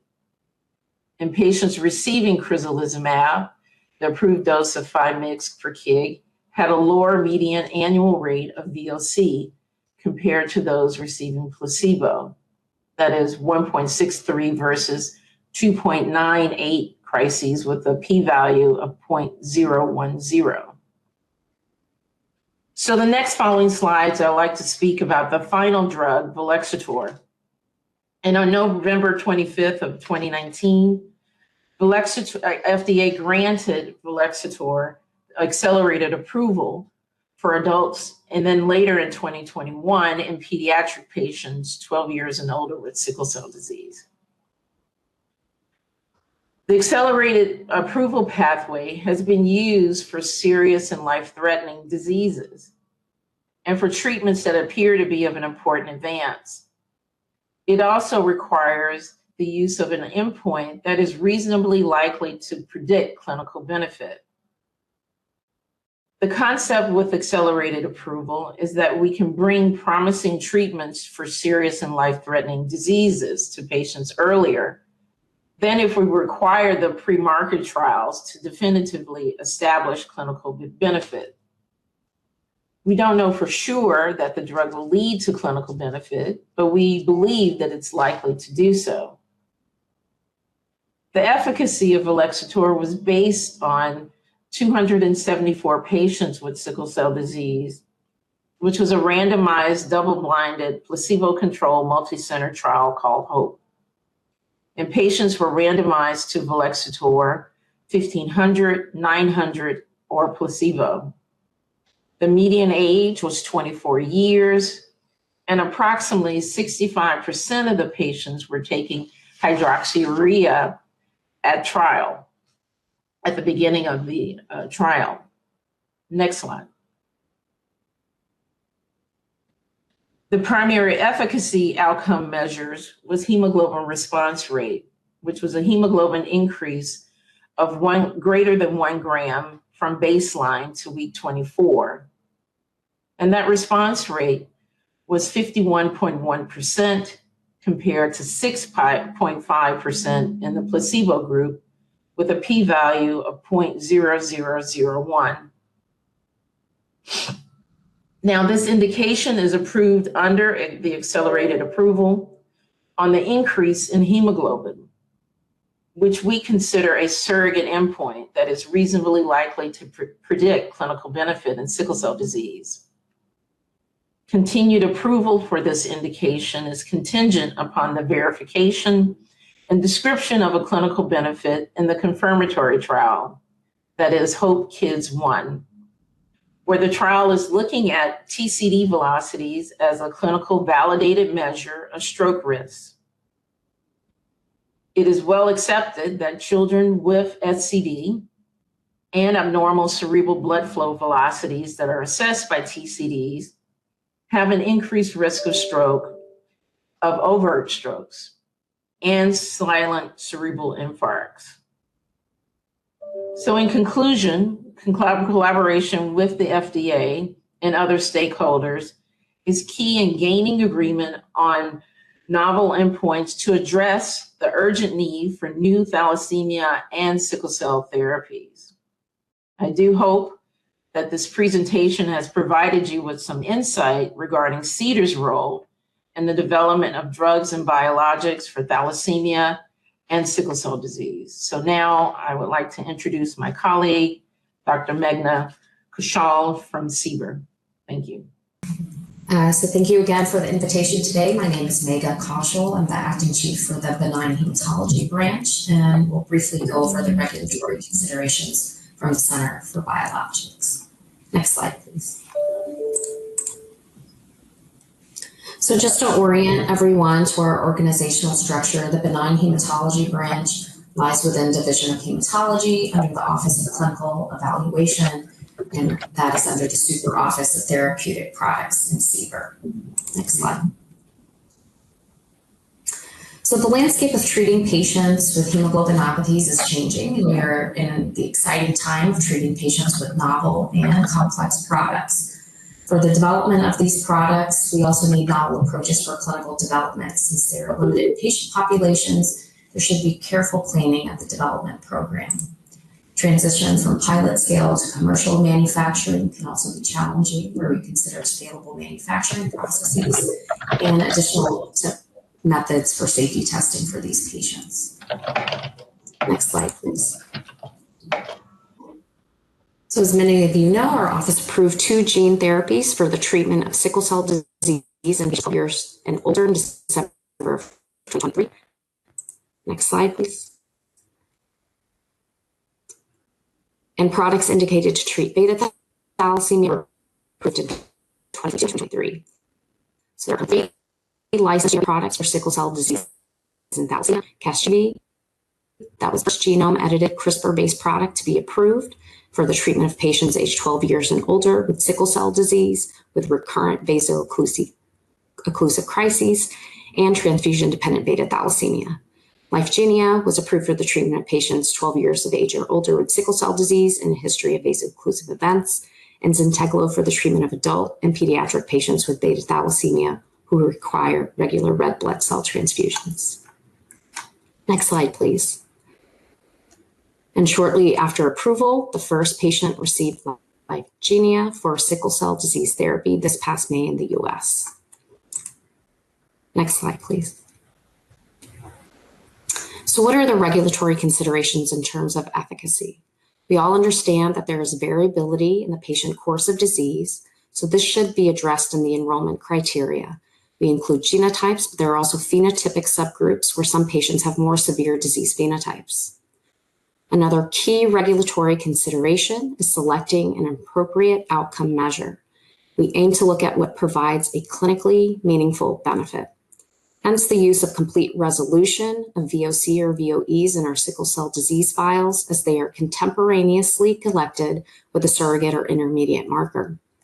Currently, we have not used any surrogates or intermediate endpoints for the basis of approval in these products, as once again the clinically meaningful endpoint of resolution of VOEs or VOCs has been captured. We have noted that not all surrogates collected have not been reasonably likely to predict clinical benefit, but we will continue to collect and evaluate this data. For thalassemia, transfusion independence has been used as a clinically meaningful benefit outcome measure, as you can clearly observe the treatment effect. And with a one-time dosing for these products, a key efficacy outcome is durability of response. As we have limited data at this time, it will be important to see the durable efficacy and delineate the patient subpopulations who may not achieve durability. Next slide, please. In terms of safety, the safety profile of the type of product used has key differences. For lentiviral vectors, there's potential for viral integration versus gene editing and CRISPR, where there's potential risk of on and off target effects. For gene edited products, subjects with severe or advanced disease may be more willing to accept potential risks of an investigational product. However, these subjects may be predisposed to experiencing more adverse events or be receiving concomitant treatments, which could make the safety or effectiveness data difficult to interpret. For clinical investigations involving children associated with greater than minimal risk, a reviewing institutional review board or IRB must find, among other things, that these risks are justified by the anticipated direct clinical benefit to the children. So this prospect of direct benefit should be evidence-based. And therefore, it's important to enroll at least an initial cohort of adult subjects whenever feasible to obtain preliminary data on safety and feasibility and preliminary efficacy to support enrollment of children. And if the enrollment of children is justified based on the benefit risk assessment, then an effort should be made to enroll adolescents prior to enrollment of younger children and infants as appropriate for the specific disease of interest. And the key unknown is what threshold do we use for risk tolerance for gene therapy and gene editing. Endpoints for short-term safety that we evaluate include neutrophil and platelet recovery. And as of now, we have limited data on long-term safety, which necessitates ongoing long-term patient follow-up. We recommend that sponsors conduct long-term follow-up studies for up to 15 years after product administration, as outlined in FDA's long-term follow-up after administration guidance. Next slide, please. One example to address these potential safety concerns, and that was also based on safety signals that we observed in clinical trials, or inclusion of box warnings in the label, and in this case where we have observed hematologic malignancy in the trial. There's a section on post-marketing, long-term follow-up language in the label as well, and a medication guide for patients in addition to the label, which provides key risk to patients. Next slide, please. And I just wanted to highlight two guidances. One most may be familiar with, long-term follow-up after administration of human gene therapy products, and one published this past January on human gene therapy products incorporating human genome editing. Next slide, please. So in summary, these are novel and complex products, and the overall benefit risk assessment is used for approval. Despite rigorous safety evaluation during pre-market phases of clinical development, post-marketing safety monitoring is necessary due to limitations of clinical trials. Post-marketing surveillance includes many approaches, including passive and active surveillance, and may require post-marketing studies by manufacturers. And new databases have expanded population-based surveillance capabilities with our ultimate goal to ensure safe and effective products in the US population. Thank you so much. Thank you very much, Olga, for this insight into CBER considerations. And our next speaker now is Johanna Lettenvuo. She is from Finland, and she also represents Finland at CHMP as an alternate member, and she will talk about regulatory considerations from a European perspective. Johanna, please. Thank you. I have a very broad topic of authorized medicines and regulatory considerations by EMA, but on my first slide, I would already like to make a disclaimer that these views are my own. So if we go to the next slide, and do not represent the views of my agency, CHMP, SOAP, or the EMA. On the next slide is an overview of the centrally approved products for sickle cell disease in Europe. And as you can see, there are similarities and differences to the US landscape. First of all, about the availability. The products highlighted here in gray are not available currently on the European market. I will tell a little bit about those later. But what that leaves us with are the products highlighted in green. Ciclos was already approved in 2007. And what you can see here from the timeline is that it took 14 years before the approval of the next product with a different mechanism of action to address this condition. So voxelotor was approved in 21 for treatment of hemolytic anemia, so addressing one component of the condition, and Casgevy in 23. And as you heard, this is quite a game-changing therapy, so also the indication is broader for treatment of sickle cell disease. Next slide, please. So first about the products that are not available. So first, the glutamine. I have to emphasize that there's no negative CHMP opinion on this product because it was withdrawn during the assessment process. But the latest assessment report is available, and it concludes that the pivotal study evidence was not sufficient to conclude that it would reduce the number of sickle cell crises or hospital visits. As you can see, the absolute difference as compared to placebo is small, and it was not statistically significant. And there were other issues with the study, including early dropout, handling of the missing data, and also the concomitant medications the patients were using. Crisanlizumab, on the other hand, was approved conditionally. The approval was initially based on a placebo-controlled randomized study. And in that study, the product did show efficacy, a reduction of about 1 vaso-occlusive crisis event per year as compared to placebo comparator. There were uncertainties at the time. It was quite a small study. We had uncertainties about the magnitude of the effect. And also there were different product versions used during the clinical development and the commercial phase. And to address these uncertainties, we granted a conditional approval for this product. But unfortunately, the confirmatory study was not able to confirm the efficacy that we had initially observed. There were actually more vaso-occlusive crisis events in the crisanlizumab-treated patients as compared to placebo. And this was a well-conducted placebo-controlled randomized study. So as a result, the conditional approval was revoked at that time. Next slide. So here we have the positive outcomes. So first, voxelotor, it received a full marketing authorization, but the indication is for treatment of anemia, so addressing that component of the condition. And as you saw, that approval was based on increase in hemoglobin levels as compared to placebo. There were some uncertainties at that time. For example, how that hemoglobin increase translates into better tissue oxygenation. That's related to the specific mechanism of the action of the product. It increases oxygen affinity to hemoglobin. And also the study was not able to demonstrate the impact on long-term complications of the condition. Casgevy received a conditional marketing authorization. It was based on an achievement of 12-month period without any vaso-occlusive crisis events. And as you can see, majority of the patients in the trial achieved that. But you can also see that it was a very small trial. So the main uncertainties were that it was an uncontrolled study. Started out as a first-in-human study, so there were many changes to the study protocol. There were subjective elements to the primary efficacy endpoint, and that means a subjective experience of pain. And I will come back to that a little bit later. And also we had very limited long-term efficacy and safety data available. Next slide. So this is a similar outline for situation for products for beta thalassemia. So less gray here, only one withdrawn product, Sindeclo, and that was from the marketing authorization holder decided to withdraw that.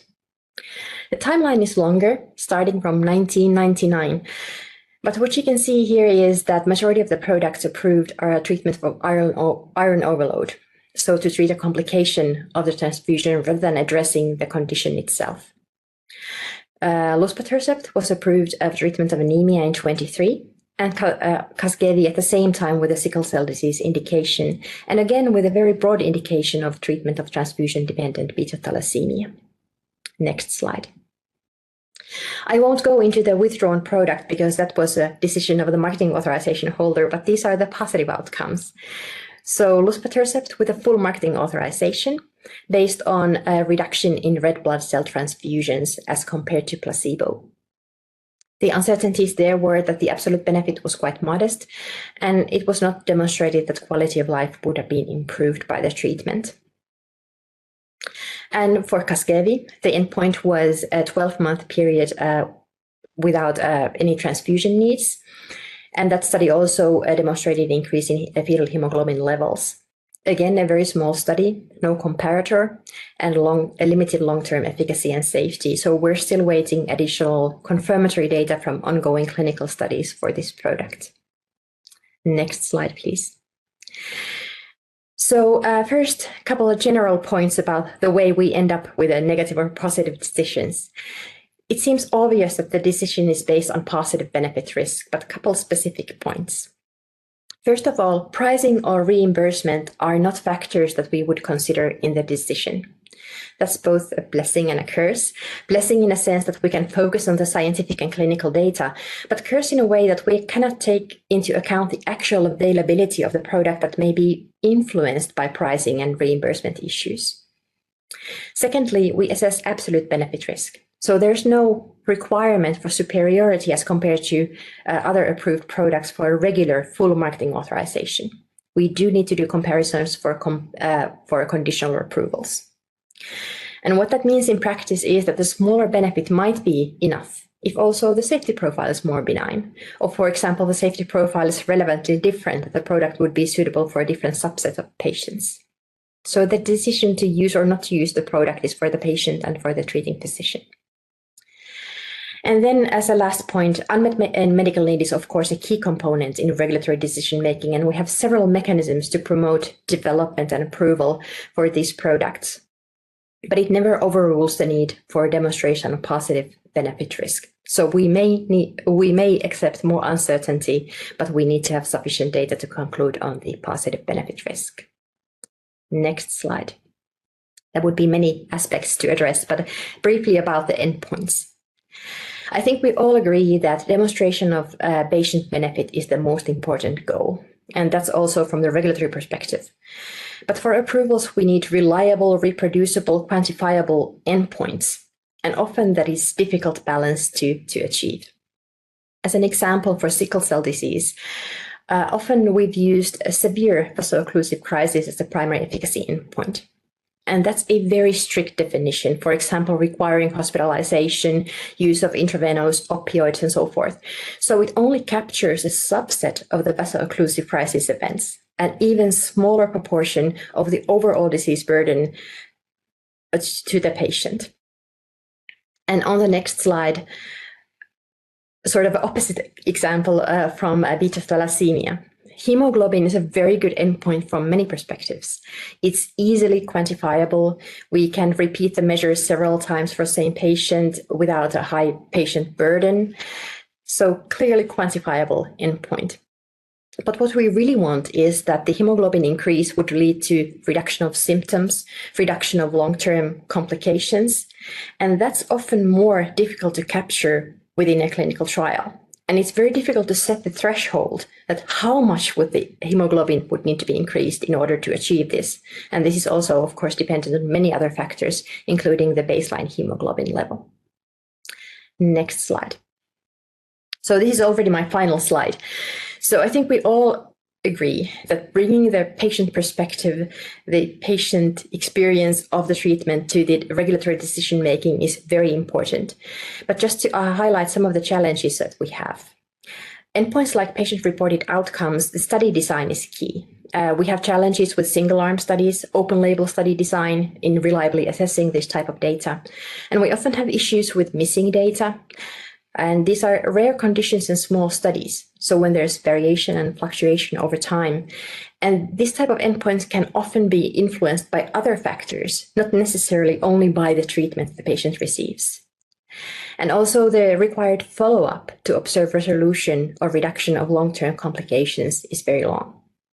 So I think this is an area where we need to find a good balance to bring the patient perspective, the patient benefit into the regulatory decision making, but also to ensure that the endpoints that we're using are robust basis for the decisions. Thank you. Thank you very much, Johanna, for this presentation and also for sharing some considerations for products that are approved or not approved, so from a regulatory perspective. And as most of the developments are, of course, global developments, so it's not only important to have the view of FDA, but also to inform you about other initiatives. And therefore, we have now a presentation of Radwan Sharif, a Senior International Liaison Officer at EMA, about the Open Product Chapter. Thank you, and good afternoon, everyone. My name is Radwan Sharif from the International Affairs Department at EMA. And thank you for the opportunity to provide an overview of the open framework and other collaborative procedures which may be used for the registration of therapies to treat sickle disease and thalassemia. Next slide, please. So OPEN stands for Opening Our Procedures at EMA to Non-EU Authorities. This is an international collaboration framework of near concurrent review among international regulators. And just to give you a bit of a background, since December 2020, EMA has piloted this initiative to increase international collaboration and share scientific expertise on the evaluation of COVID-19 vaccines and therapeutics. And all the COVID-19 vaccines and therapeutics evaluated since the launch of the pilot were assessed under the open framework from the moment the rolling review started to the evaluation of the marketing authorization application. And we had regulators from Australia, Canada, Japan, Switzerland, and WHO, which participated in the pilot. So with the open framework, EMA conducted a full review of initial marketing authorization application and extension of indication, and shared and discussed the assessment with non-EU experts on COVID-19 vaccines and therapeutics in real time. And the open experts participated actively in the emergency task force and CHMP meetings and exchanged comments and reviews with the EMA product leads and the assessment teams. However, all regulators kept full scientific and regulatory independence in their decision making. Next slide, please. So, as I mentioned, the WHO is part of the open framework, and their participation throughout the assessment of COVID vaccines and therapeutics had a massive global health impact because this accelerated the decision in national regulatory agencies in low and middle income countries. So what we're showing on the slide are figures from March 2022. And at the time, we had 6 vaccines authorized. And out of these 6, EMA was the authority of record of the emergency use listing for 5 of them. And this has enabled around 160 low and middle income countries to rely speedily on our assessments. And this allowed the procurement of the UN agency and the World Bank partners like UNICEF and Gavi to distribute vaccines in all these countries. Next slide, please. So as I mentioned, there was a direct global health impact of the fact that WHO was part of our assessments, and they sometimes within hours of CHMP adoption of opinion on the COVID vaccine, on the COVID vaccines or therapeutics, issued an emergency use recommendation, which allowed organizations to start distributing the product. So this has therefore massively facilitated use of vaccines in low and middle income countries. Next slide, please. So we have conducted a survey on the pilot and a 1-year review, and it showed that the collaboration among international regulators was key in the context of COVID-19, and that the open framework facilitated the assessment of the same data by multiple authorities. The framework also enhanced communication channels and facilitated discussion and exchanges. In addition, Open allowed regulators to accelerate and align on decision, leading to fewer labeling differences while maintaining independence in the decision-making. Next slide, please. So considering the success of the pilot, the scope of the Open framework has been extended to antimicrobial resistance products, priority medicines as designated by PRIME, other medicinal products addressing high unmet medical needs, and any medicinal product responding to public health threats such as COVID-19 or Mpox. And we had 3 products which were reviewed under Opens, which are the Arcturus COVID-19 vaccines, the Moderna RSV vaccine, and the Valneva chikungunya vaccine, which was recently approved by EMA. Next slide, please. So in terms of process, the Open experts are invited to comment during the CHMP evaluation and are considered as any other EU member states.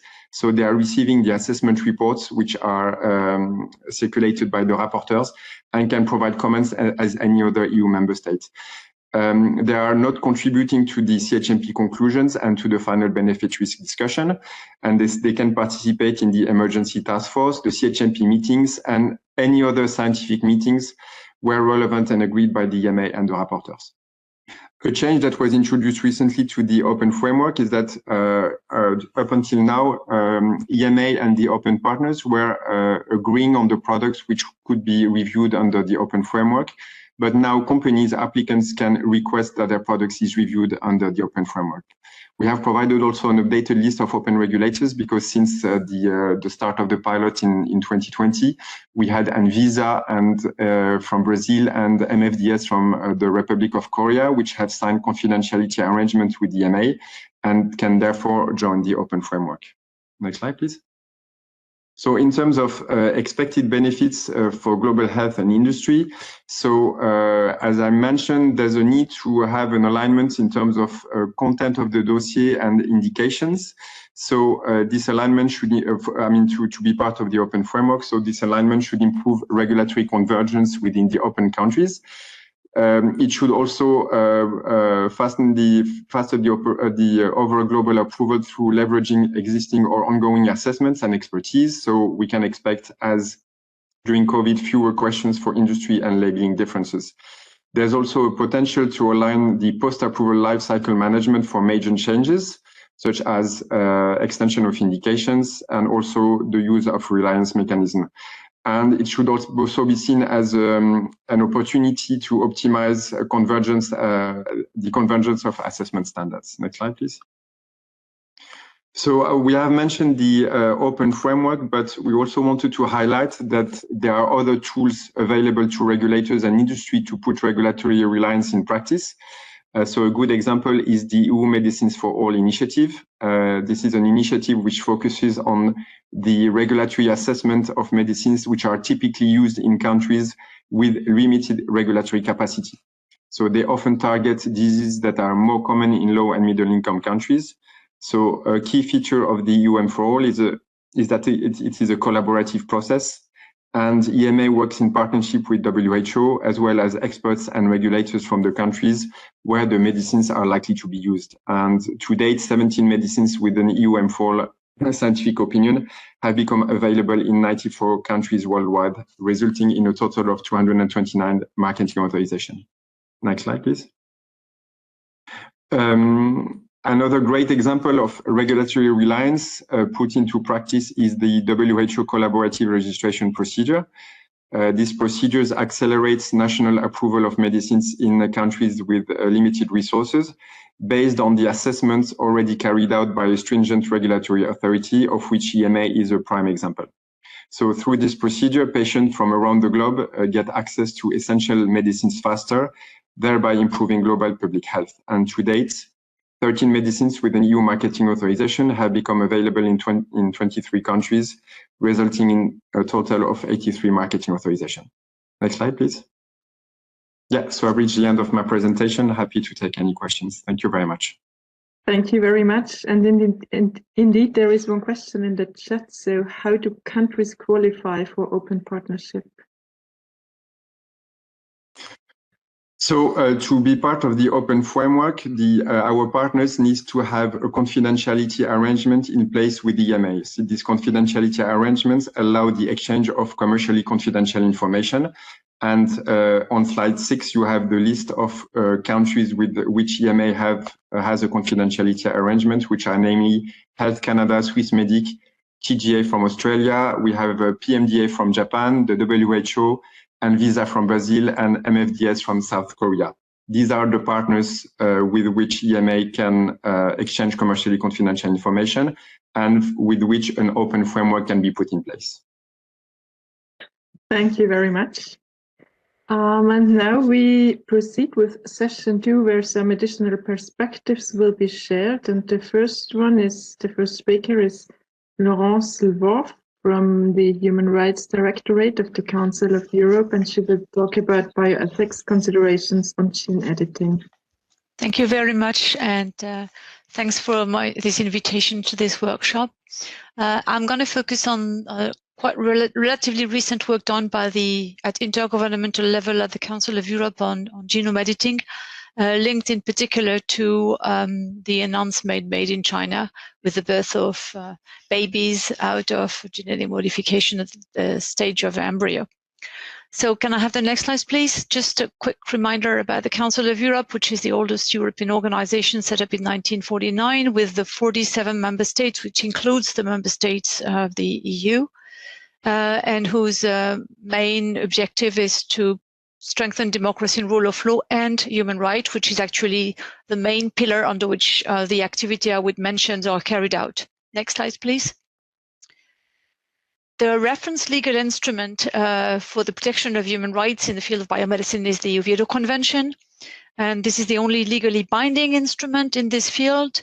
And it includes provisions applying to daily medical practice, and as such is known as the Patient Rights Treaty, but also a principle applicable to what was considered at the time the convention was elaborated in 1997, new biomedical technologies, in particular transplantation, research and genetics, which are actually the main concerns today.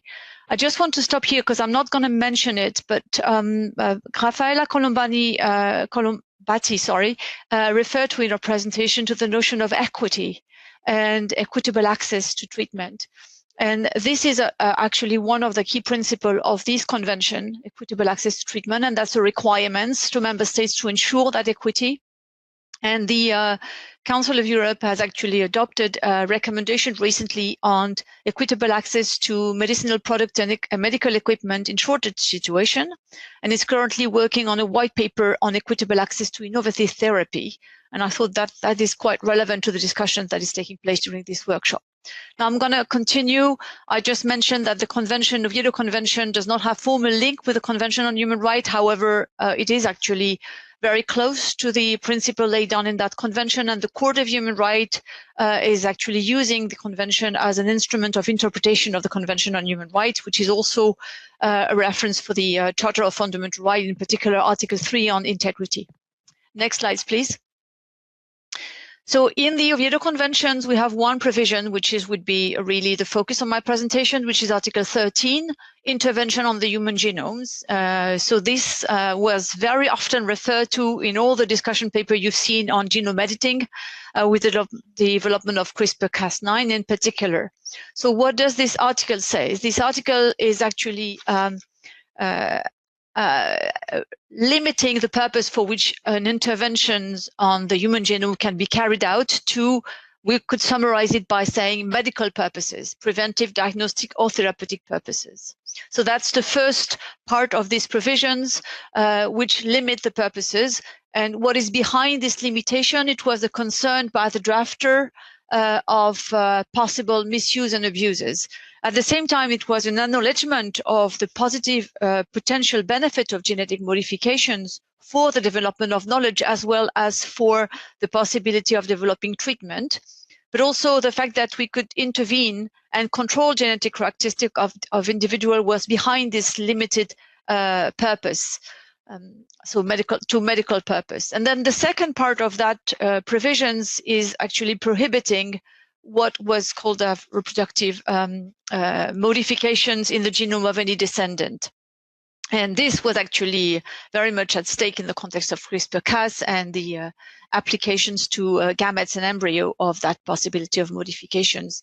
And behind this limitation or these prohibitions, the drafter was concerned that the risk and safety owing to the inherent introductions of modification in the genome that we passed on to any descendants would be at stake. Hence these prohibitions. Behind this question of safety, which was really a common ground, many countries also have further considerations related to human dignity when it comes to deciding on the genome of future children. Can I have the next slides, please?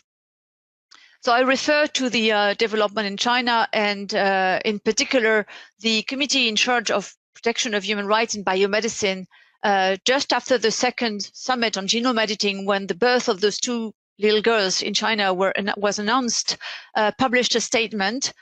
Can I have the second and third on that. Yes, thank you. And that, yet another one. There's another one on the same slide. Thanks. So they published very quickly a statement emphasizing the fact that ethics and human rights must guide any use of genome editing technology in human beings. So we echoed the Article 13 of the Oviedo Conventions. The committee reiterate the strong support for better understanding and cause of disease and the development of future treatment, which could make it possible potentially thanks to the technologies. But at the same time, they really again express the concerns regarding application of genome editing technology to human gametes or embryo, which was raising many ethical, social, and safety issues, particularly from any modification for the human genome, which could be passed on to future generation. Next slides, please. So the Oviedo Conventions build it in the conventions, the fact that the convention should be regularly re-examined in the light of development.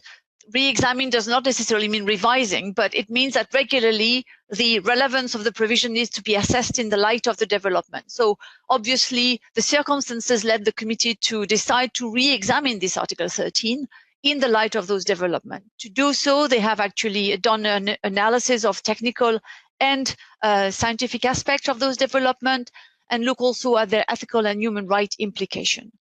And in June 2021, they have actually concluded that process by agreeing on the remaining relevance of the principle and provision laid down in Article 13 of the Oviedo Conventions, but acknowledge also the need for clarification on certain terms used in these provisions, in particular preventive, diagnostic, and therapeutic purposes, but also to clarify it, because there was a certain number of publications misinterpreted the applicability of this provision to research, so to clarify that this provision did also apply to research.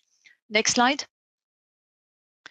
So the clarifications with regard to prevention, diagnostic, and therapeutic purpose were the following. When it comes to preventive purpose, the aim of the intervention is to avoid the occurrence of a disease or disorder defined in accordance with internationally accepted medical standards. The notion of diagnostic purpose was clarified through the fact that interventions are undertaken, referring to intervention undertaken to identify a disease or disorder or a genetic variant or factor associated with the development of a disease or disorder, as defined again in the internationally accepted medical standards. And finally, when it comes to therapeutic purpose, the aim of the intervention is to control symptoms of a disease or disorder, or slowing or reversing its progressions, or providing a cure, for example, by removing its underlying cause. Next slides. When it comes to the clarification on research, the committee reiterated and reaffirmed the fact that Article 13 did apply to interventions seeking to modify human genome in a research context, as it was actually acknowledged also in the preparatory work of the convention. So the purpose limitations for preventive, diagnostic, and therapeutic purpose also apply to the use of interventions seeking to modify human genome in a research context. They also acknowledge that the intervention seeking to modify human genome for the acquisition of knowledge on a particular disease, for example, was also possible under that provisions. I think this was an important point to be clarified for the researcher in this field. And finally, also reiterate the needs when it comes to intervention on individuals or cells then introduced into individuals to respect the protection standards for research participation. So those were the clarification provided in this particular context. So next slides, please. So again, the added value of these clarifications, which again did not lead to revision. So the committee agreed that the provision of Article 13 should remain as they are at the moment, at least. And but they see through this clarification an added value by making a proper understanding of this provision of Article 13 in the context where they are particularly relevant with the development of those technologies. They also consider that it would provide greater certainty for researchers working on human cells, including somatic cells, but you understood that the main concern was rather gametes and embryo, and intervention on human genome at that level. to ensure also that new treatment can be developed within clear ethical limits, and to put down a clear marker in the renewed international debate about heritable genome editing. This debate is not ended, even though we've been discussing mainly new development, new therapy, which involves somatic cells. I think that issue of heritable genome editing is still on the agenda and still requires societal debate at international level. So thank you very much for your attention. You have my contact detail, and I would put the reference to the recommendations on equitable access in the chats for those who would be interested. Thank you very much. Thank you very much for this very interesting presentation. And our next speaker is Anja Schiel. She's a special advisor at the Norwegian Medical Products Agency, and she will share some HTA perspectives with us. Thank you, Daniela. And I would say now to something completely different, because I guess that the majority of you might not necessarily be so familiar with what HTA actually does in the system, and why exactly some of our challenges are overlapping, but not always have the same way as the ones that regulators face. As you can see, I have roles at the EMA in the Scientific Advice Working Party and the Methodology Working Party, but I'm also a member of the MPG and the Joint Scientific Consultation subgroups of the HTA Coordination Group. The latter is something that will happen in 2025. The European Commission has started an HTA regulation, the HTA-R, and in 2025, we will be faced with two major challenges, oncology products and ATMP. The first one being a large volume, and the second being usually drugs that are very difficult for HTAs to assess. On the next slide, you see my disclaimer, and it's very important that I really do not speak for the HTA-R coordination group, in particular because the ideas that I will talk about are not uniformly agreed on among all HTAs, because even though HTA is a scientific process, there are different philosophies and different flavors within Europe, and not all of them would necessarily agree on the principle that I described today.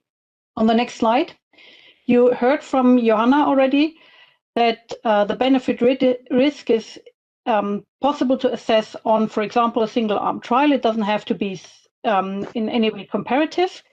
On the other hand, the cost-effectiveness assessment is more like directing a movie.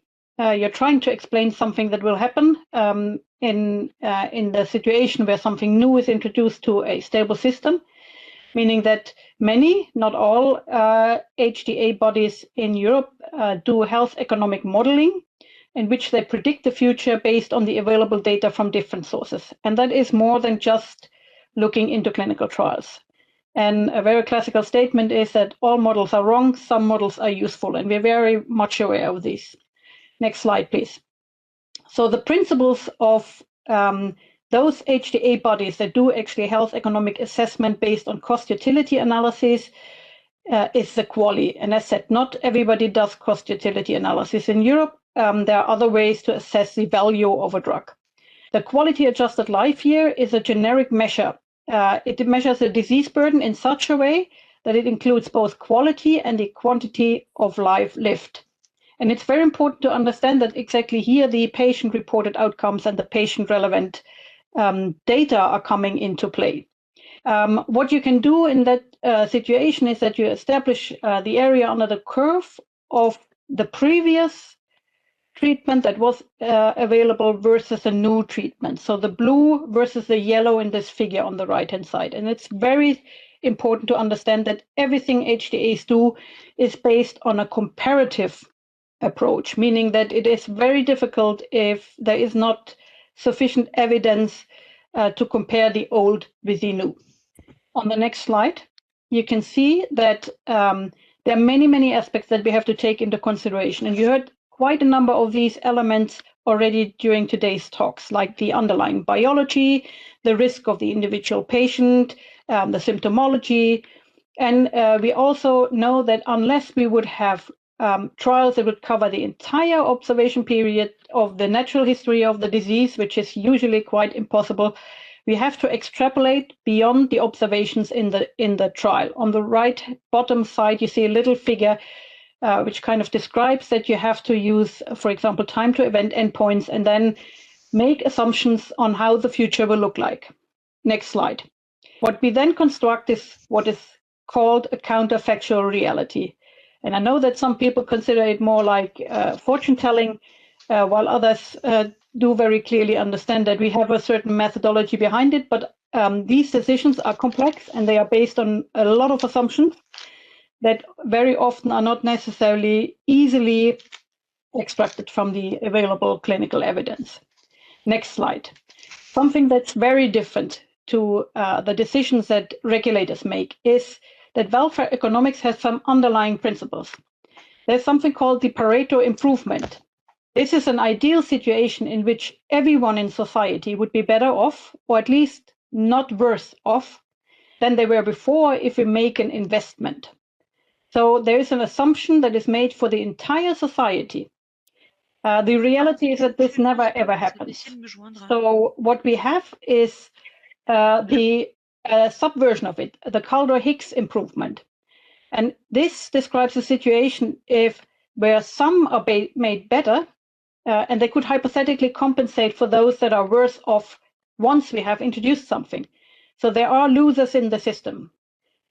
The healthcare systems are far too complex to allow identification of such losers. Therefore, HTA and the appraisals that come out of it make decisions on the uncertainty when it comes to the compensation part of it. And at the bottom, you see a modified figure where on the left-hand side, you see what approval is focusing on. In the middle, you see the HTA assessment, which is a rather technical part. But on the right-hand side, the appraisal, the actual decision to whether buy or not buy a drug, is driven by many, many other elements that are not necessarily easily quantifiable, including, for example, equity and preferences. These make the appraisal decisions very complex. So next slide, you might wonder what the elephant in the room actually is when I say that we do use similar evidence and we do actually understand that we have the same problems. The FDA speakers were telling about the long-term 50-year follow-up, safety.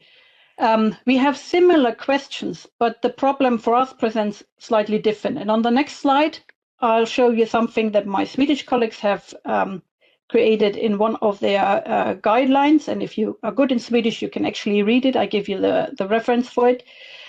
If we look at the quality of life, and you have to know that one is perfect life. If I can achieve a very good quality of life, either by giving one-off gene therapy for 2 million, or by monthly chronic treatments for 50 years, costing 50,000 euro per year, then the decision is totally up to the patient which one they would prefer. But on the next slide, if that is not the case, so what if the quality of life decreases from the 0.9 to something less? And you're probably not seeing it very well, but there is a lower bar on the yellow, meaning that the effect of the original one-off gene therapy for which I paid 2 million is waning after 20 years. Then patients have to return to standard of care for 40,000 a year for 30 years. Then the calculation is a very different one, meaning that because of the restraints in which decisions are made when it comes to the payment and the reimbursement of drugs, on the next slide, you will see something that is hopefully very informative in how there are numerous uncertainties that go into decisions that are different when it comes to the payment compared to regulatory approval. Because on the right-hand side, you see a red bar with confidence intervals. In the middle, there is a purple one, and on the left, there's this green one. The purple one represents probably a clinical trial of sufficient size with an effect size that is relatively robustly demonstrated. So there's a high precision on the ISA, but there is the highest uncertainty on the decision itself, whether to pay or not to pay. On the right-hand side, you see that this is medium. This trial might not have been particularly good, but not bad. The medium-low precision on the ISA is no problem because there is absolutely low uncertainty on the decision. This one is far too expensive for whatever it might offer. While on the left-hand side, we have the least precision on the ISA, but because it is so much to the left of the, and I would like to highlight that I do no longer call this the willingness to pay, but this is an ability of healthcare systems to pay.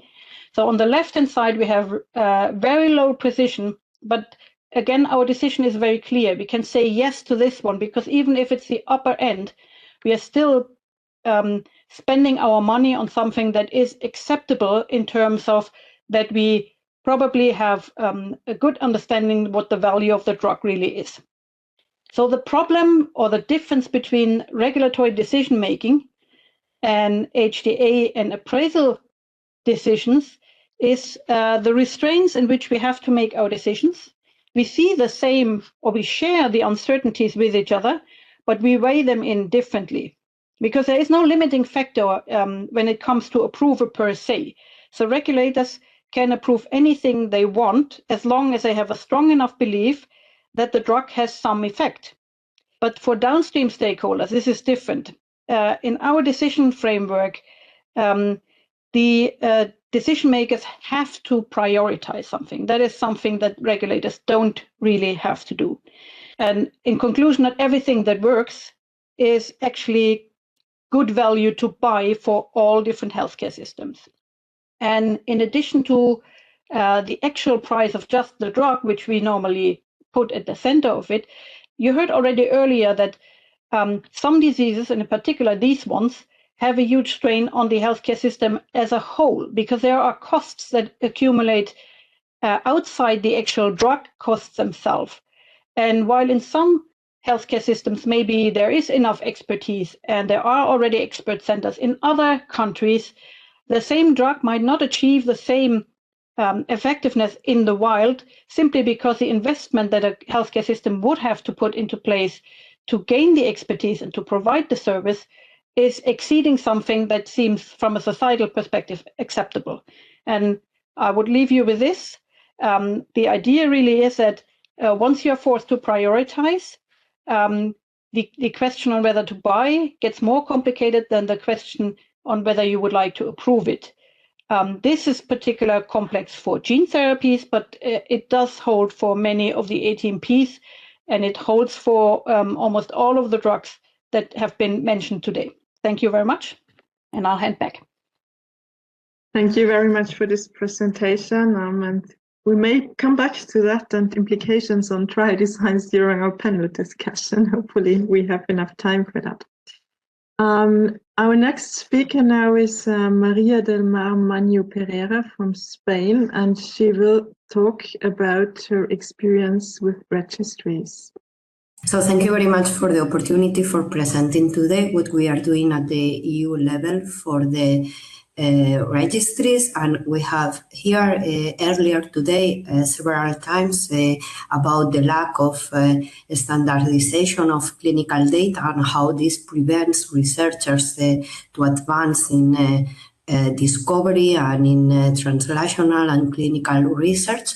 So this is my conflict of interest, and what I will try to explain today is how we are giving an answer to this lack of standardized clinical data and the fragmentation of the data, following the strategy that has been already put in place by the European Commission in the frame of the ERN, the European Reference Networks, and the EU Rare Disease Platform that is an umbrella for patient registries in rare diseases.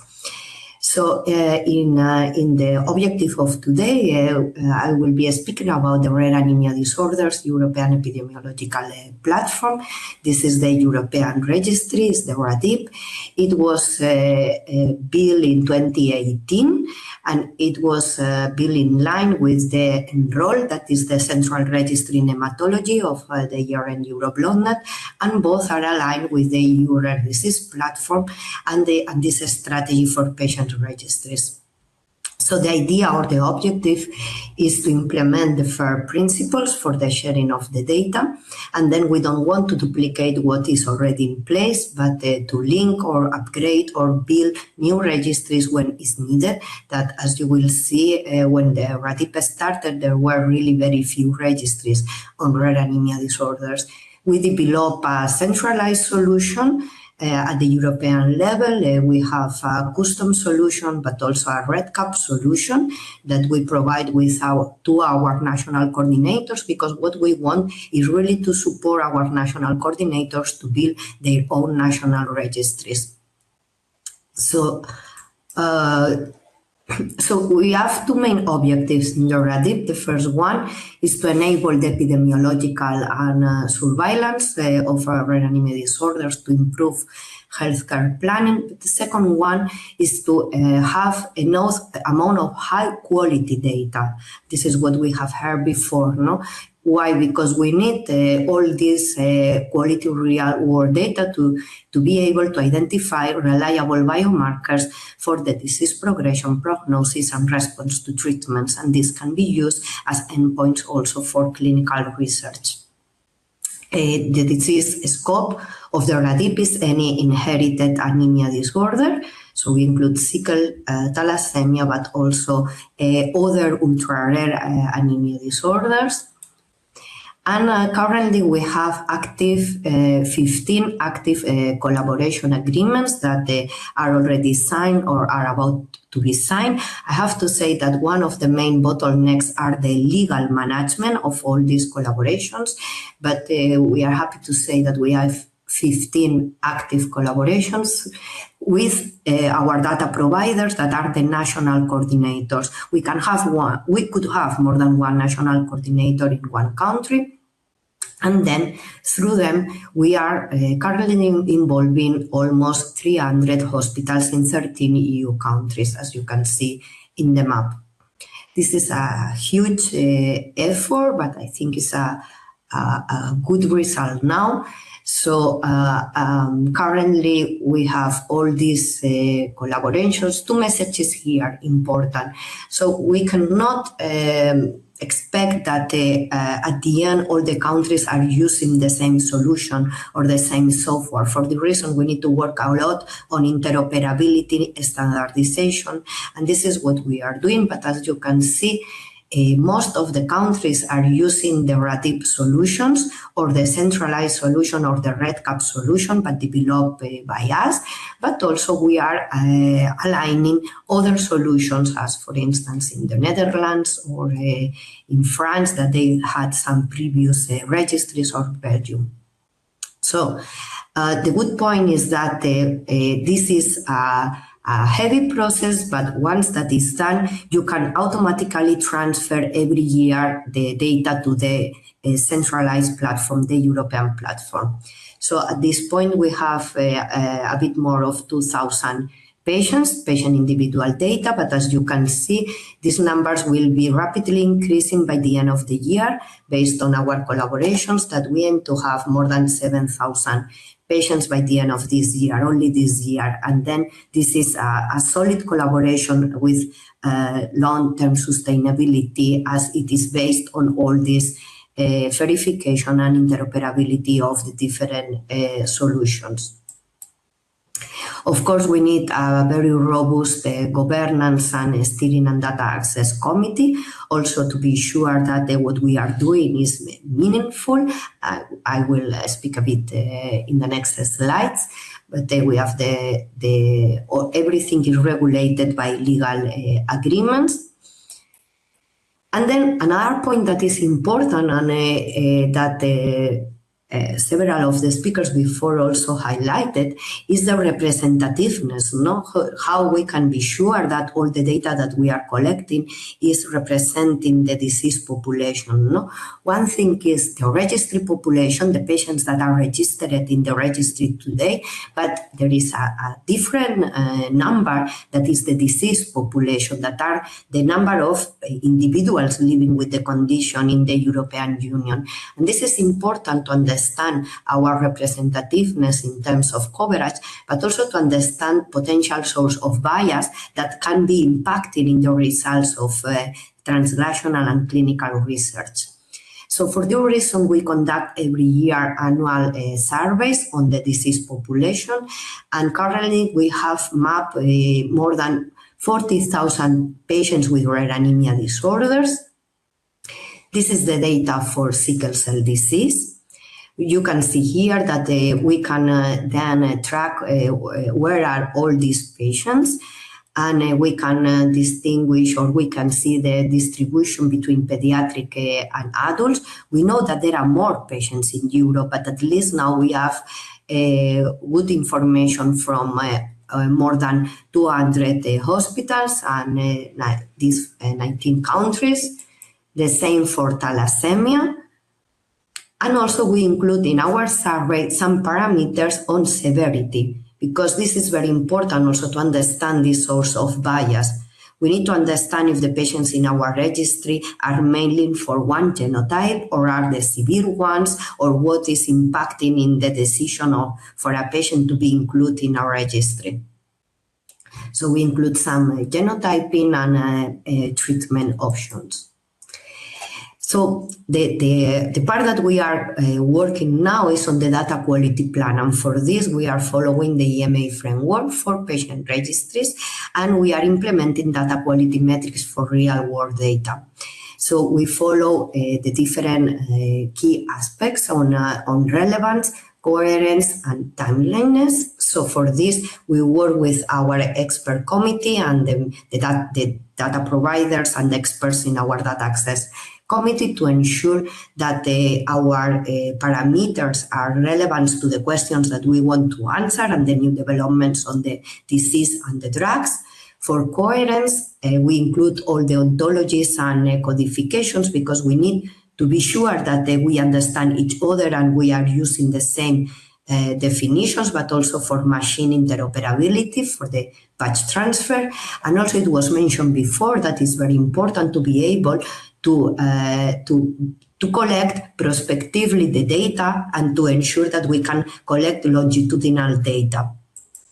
Also, we include for reliability and extensiveness, completeness. Now we were speaking before about missing data.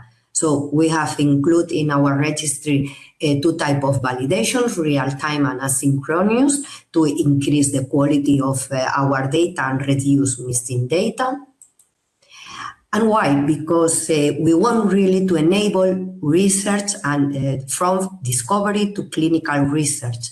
So what we are doing is all this data that is collected in the RADIP is also reused and linked with other sources of real-world data, as electronic health records, research, genomics, metabolomics, and also that was mentioned before several times, we are going to start collecting patient self-reported data in the next year. So PRO, health forms, socioeconomic data that can be impacting on the result of the different new treatments. And we are doing this in the frame of several projects, 3 now, as it was mentioned before by Marianne in the Genomed for All, but also in Syntema and Herdera. And in this Herdera that will be replacing the European Joint Programme on Rare Diseases, we have also a task to have or to start the process for having our data sets qualified by the EMA. Why? Because we also heard before that there is a problem with the one-arm clinical trials, and we want to have our data good enough to be qualified for pre-authorization phase and post-authorization phase. So to support registry-based randomized control trials, we could use our data as external control arm in some clinical trials, and also We are now developing the safety and efficacy module to enable the non-interventional post-authorization, safety, efficacy, and also to understand drug utilization. So this is the key messages. I hope that they were clear. This is the coordination team of the RATIP, but also I don't want to finish without also thanking all the members of the steering committee and the data access committee and the national coordinators. And as was said before, international collaboration is really needed to advance research in these rare disorders. So thank you very much. Thank you very much for this presentation. And our last but not least speaker now is Antonella Isco. She is from the Italian agency and she's also a member of Hematology Working Party. And she will talk about challenges in drug development for haemoglobinopathies. Antonella, the floor is yours. Thank you for the opportunity. I'm Antonella Isco. I'm a physician and clinical assessor of Italian Medicine Agency. Next slide, please. Yeah, my disclosure. Next.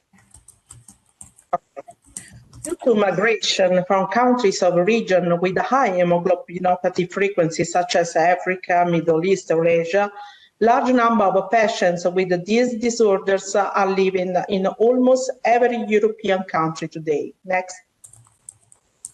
Next slide, please. Recently, the prospects for a definitive cure for beta thalassemia sickle cell disease through allogeneic bone marrow transplantation of gene therapy have taken center stage. However, these prospects should not limit the relating efforts to ameliorate treatment protocol for a large proportion of these patients. There is a vital need to design and conduct a new clinical trial, but there are some limits because hemoglobinopathy are rare and phenotypically diverse. A trial that targets a clinical problem occurring in a subgroup of patients limits the number of eligible participants. The clinical problem addressed by specific trials such as VOC or acute chest syndrome may be an acute event with a frequency that is not predictable. Investigators may overestimate the number of participants so that it is possible to have a problem of feasibility. Next slide, please. Over the past few years, there has been an increase in understanding of the sickle cell disease pathophysiology with several treatment approaches proposed for modulation of hemoglobin polymerization, prevention of vaso-occlusion, prevention of endothelial dysfunction, modulation of inflammation. Next. Also for beta thalassemia, several treatments have been proposed for ineffective erythropoiesis, anemia, to modify iron metabolism or altering globin gene expression. Next. However, evidence from academic pharma industrial research for translation need to be solid in every step of drug development until approval and patient access. Next. Due to combination of improved understanding of disease pathophysiology, national support, as well as incentives from orphan legislation, there has been an increased interest in the development of a target drug for hemoglobinopathy. By assessing orphan drug development for beta thalassemia over the past 2 decades, we observed that the success rate was generally low. 10 out of 28 orphan drug designation for beta thalassemia have been discontinued, and 8 in phase 2 clinical study, so that from 6 orphan drug designation, only 4 drugs are now available for the treatment for beta thalassemia. Next. Also for sickle cell disease, choosing predictive and clinical relevant endpoint is a key aspect of drug development in the regulatory space. By assessing orphan drug development for sickle cell disease over the past 2 decades, we observed that failure in clinical development were mainly found in phase 3 clinical study due to the lack of efficacy in vaso-occlusive crisis as the primary endpoint. This was likely related to variable definition and the heterogeneity of pain scoring and treatment. Next. In conclusion, while multiple drugs have been tested, only few drugs have been approved for thalassemia and sickle cell disease. Next slide. Next slide. The first problem is in relation to the trial population, because from a regulatory perspective, the enrollment patients in the research study should reflect the population affected by the condition or those for whom the treatment or intervention is intended. But haemoglobinopathy have a substantial genotypic and phenotypic heterogeneity, and that this variability is only partially explained by genetic, as socioeconomic and environment factors can also contribute to this heterogeneity. So that is important to better analyze the representativeness of early clinical data, as well as PK, PD, efficacy and safety data, based also on genetic variability, and all these data should be carefully taken into account. Next slide. In this context, randomized clinical trial is still the gold standard, but in some cases, randomized clinical trials are unfeasible or unethical. In this case, single-arm trials may be acceptable, but they should be strong and self-standing. An external control arm, when it's possible to have in support, might mitigate these uncertainties. Regarding the efficacy primary endpoint, it is important that the selected clinical outcomes are fit for regulatory use, are valid assessment of important and relevant aspects of the disease, and if it's possible, the input should be obtained from clinicians with expertise in caring for patients with the target disease. When non-validated clinical endpoint or biomarkers are available, this should be validated before being accepted in clinical trial. Next slide. Primary endpoint generally agree in EMA scientific advice are related to transfusion reduction and the era of gene therapy and gene editing transfusion independence, and or hemoglobin increase as a clinical benefit in terms of a reduction of morbidity or mortality, as has been demonstrated also for non-transfusion dependent thalassemia. And for sickle cell disease, represented by VOC or VOC-free as a potential cure. Next slide. The vast majority of drug trials in sickle cell disease have used acute pain episode or vaso-occlusive crisis as the primary clinical endpoint. This is not surprising, as acute pain episode represent the most frequent reason for medical contact by patients with sickle cell disease.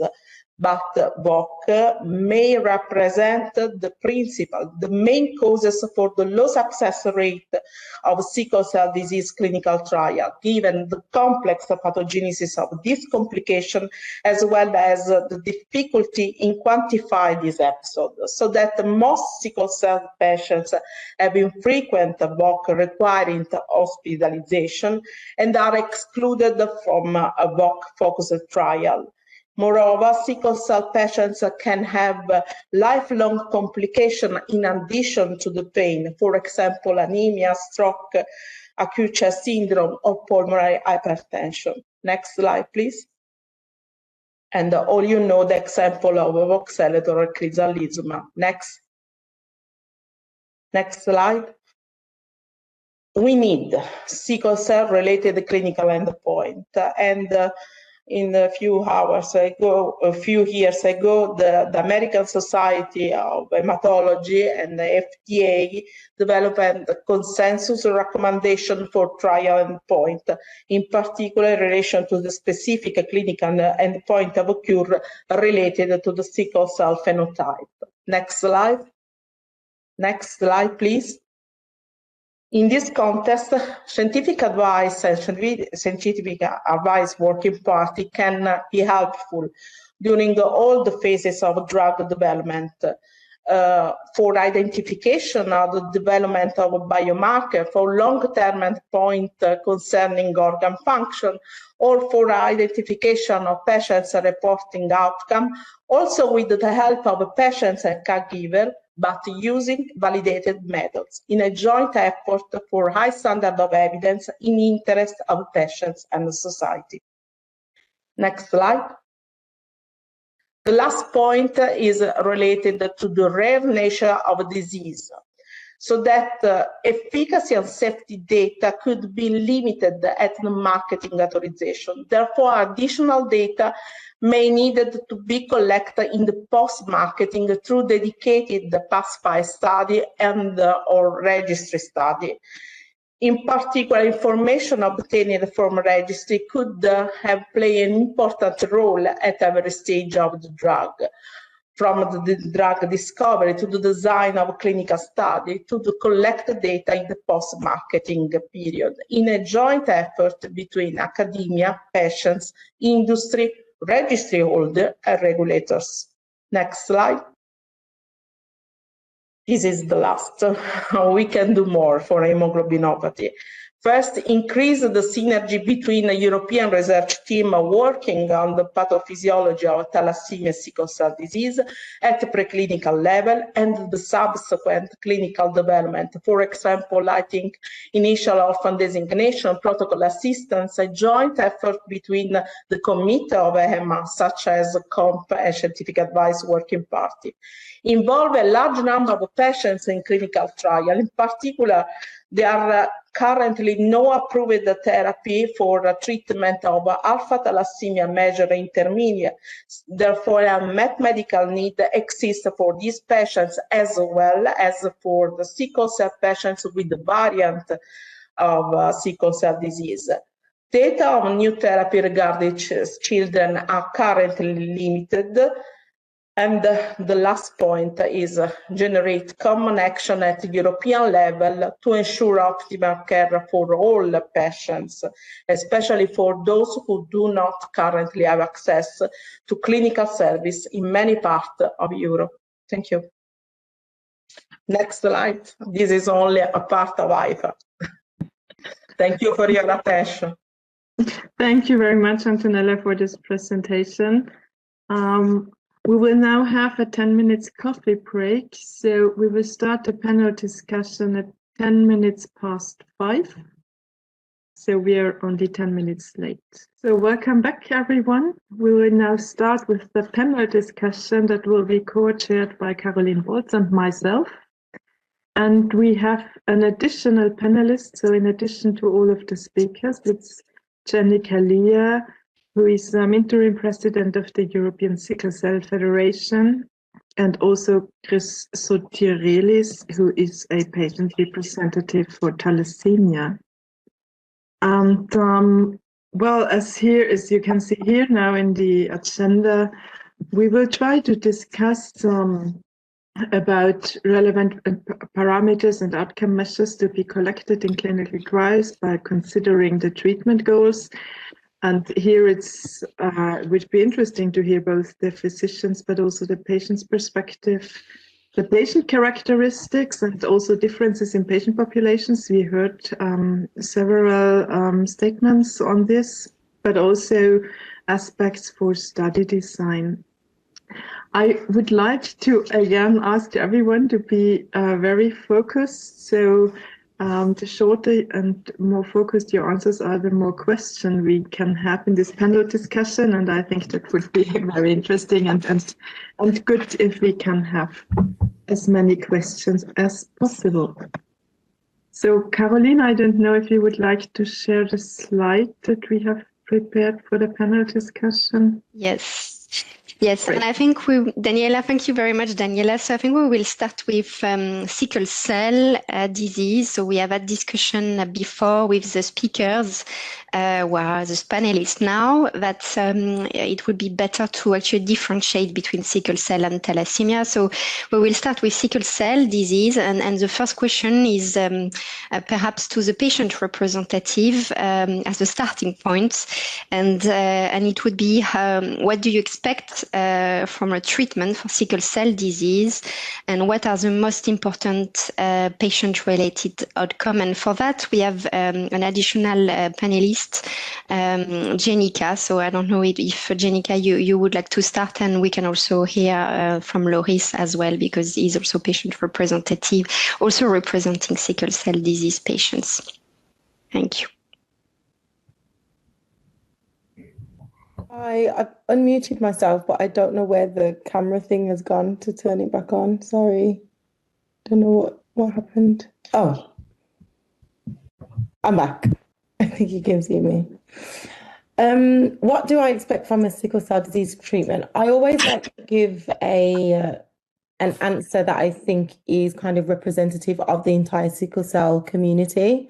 So I think for the majority of us, it's obviously a treatment that's going to be reducing the amount of sickle cell crises that we have, because ultimately that's the most debilitating part of the condition and the part that causes the most kind of stress in terms of hospital admissions and having to take medication and trying to get on top of the pain or manage the chronic pain that we also experience.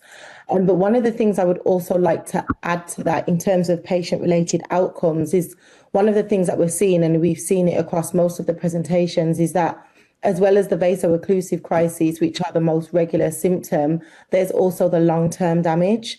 And as patients are living longer because of new treatments, what we're noticing is that for a lot of these chronic complications and the long-term organ damage, they're causing a lot more issues and complications later on in life. So I think in terms of looking at what a treatment would be, it would be something that would give a difference, not just focusing on the vaso-occlusive, which is what I feel like a lot of the treatments are focusing on at the moment, but also things that might help in the background in reducing the amount of chronic complications, organ damage, and long-term issues in terms of, bone functions and all kinds of things, basically from the long-term damage of a lack of oxygen. So I think looking at it, including a holistic view as well, not just the direct impact that we'll see straight away, but also the longer term impact that can help as well. Yeah, thank you very much. And I don't know, maybe Loris as well, from the perspective of the your association, which also covers sickle cell disease. I don't know if from your end you would like also to complement anything that Jenica has mentioned. As you know, I'm thalassemia. Okay. Thank you. As you know, I'm a thalassemia patient, but I've also studied a lot of sickle cell when I was at the camp, because I was involved in many of the applications for the orphan designations. So, of course, what do I expect from sickle cell treatment is maybe also the opportunity for the patients to have multiple choices of drugs. Apart from, of course, I totally agree with what Jenica said about the long-term effect and preventing the long-term complication, because it's true. Also, during the blood transfusions, our physics, our bodies, our organism, in the long term, are debilitated from a chronic blood transfusion every month. And so, of course, we suffer from a long-term complication, everybody of us, and as long as we live, it's of course, a benefit, but also it's an issue for many patients, particularly for those who cannot access the drugs or the standard of care or the treatment. I also think, and I see in the development of drugs also the importance of multiple treatment concurrently, because the pathophysiology of sickle cell disease is completely different from the thalassemia. suggests that and the drugs available suggest that you can tackle, the increase of hemoglobin, or to reduce to increase the oxygen and so reduce the membrane damage, or to tackle the different cascade of the pathophysiology of sickle cell. And so probably having alternate or summing the treatment can be helpful for the patient. So in the future, I hope everybody can access gene therapy, but we know that gene therapy will not be for everybody, and there are many concerns behind. But I think for sickle cell, it's relevant to have multiple choices and to combine the choices for the patients. Thank you very much. Based on what we have heard now from a patient perspective, I would like to ask the physicians what parameter could be used in a clinical study in order to reflect patient benefit, and what are, in your view, the most relevant clinical parameters, or are there any valid surrogate parameters that can be used and that would translate into patient benefit? So maybe Professor John Porter could comment on that question. Hello, thank you. The simplest measures are VOC rate and hospital admission rate. They're easy to measure. They don't capture everything, but and that's why they've been used in so many of the trials. As somebody said, what that doesn't do is examine the long-term effect of the sickling process on end organ damage, kidneys, lungs, and so on. The problem, if you're going to use those as the endpoints, is they are long-term.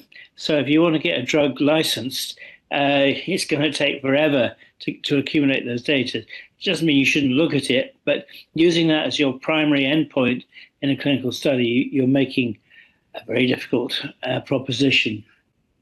So I think the other point I wanted to make, and I'm a bit worried about this, is the use of hemoglobin as a surrogate marker. So with voxelotor, some of the doctors I speak to equate an improvement in hemoglobin with an improvement in the sickling process. Now, it may be, but it may not be. And I think we've got to be very careful when we use surrogate markers. I don't think we necessarily have the best surrogate markers for everything. When it comes to stroke, there are excellent surrogate markers, but for the overall of the disease, I'm a little bit skeptical on that.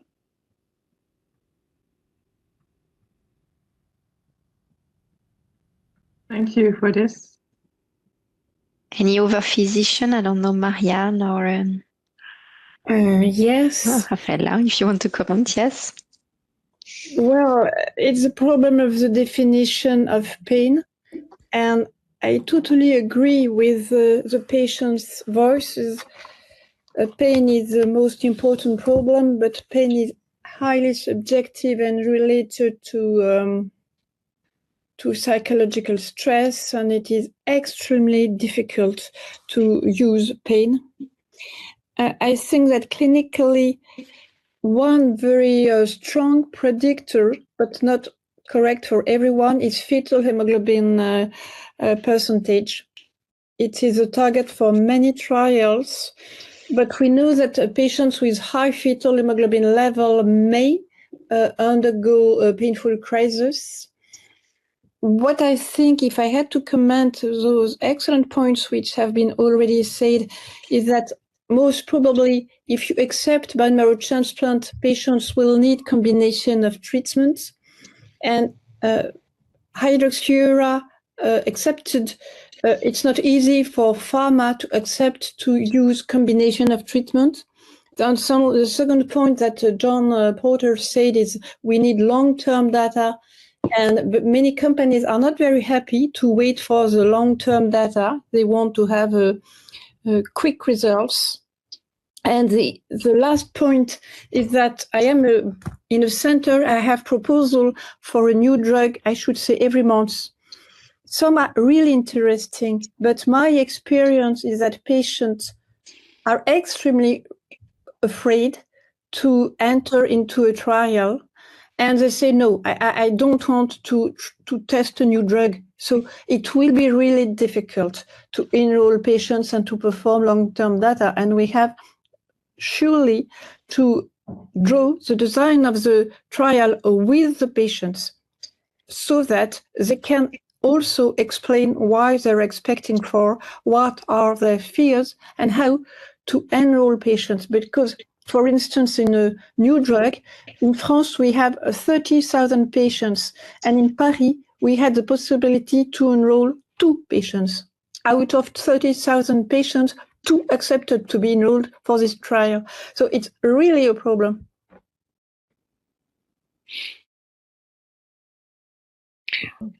Yeah, I would just comment on that a little bit. I think the trust between the treaters and the treated is particularly difficult in sickle cell disease because of the nature of it, the fact that people come into hospital a lot, they meet a lot of random healthcare givers who don't always know about sickle and usually give advice nevertheless. And so their trust in what you do to try and recruit them into a trial is difficult. I mean, having said that, we have managed to recruit people for sickle studies more easily than you might imagine. So more than 2 patients anyway. Okay, I think we had a raised hand by Rafaela as well. Yes, thank you. I wanted to make a couple of comments on this. Now, the one is regarding pain. I know we talk a lot about pain, but since it was still one of the main endpoints for which drugs were approved or refused, it's very important to understand that even vaso-occlusive crisis as have been considered, so admissions are a sort of surrogate marker because they do not evaluate the patient's pain, but they are considered an outcome that has influences of how the health system is organized. We know well that UK and Italy admit a lot of patients, but for example, other countries or Colombia or other global countries do not admit patients. So if we conduct global trials and refuse the approval of drugs that might be beneficial based on an health system related parameter, we have to consider this and maybe be a more loose on the criteria for refusing a drug. And the other thing, I'm just going to mention it regarding clinical parameters. Maybe we can discuss this later in the subgroups, but clinical parameters do not to be all equal throughout the lifespan, because some parameters that we want in the subgroup children might be already old when the person is adult. So if we want to keep the normal regulatory pathway, adult, adolescent, children, we, for example, might miss all the silent infarcts that in the majority happen in the pediatric age, and later on the damage is already made. So again, this needs to be considered. Thank you.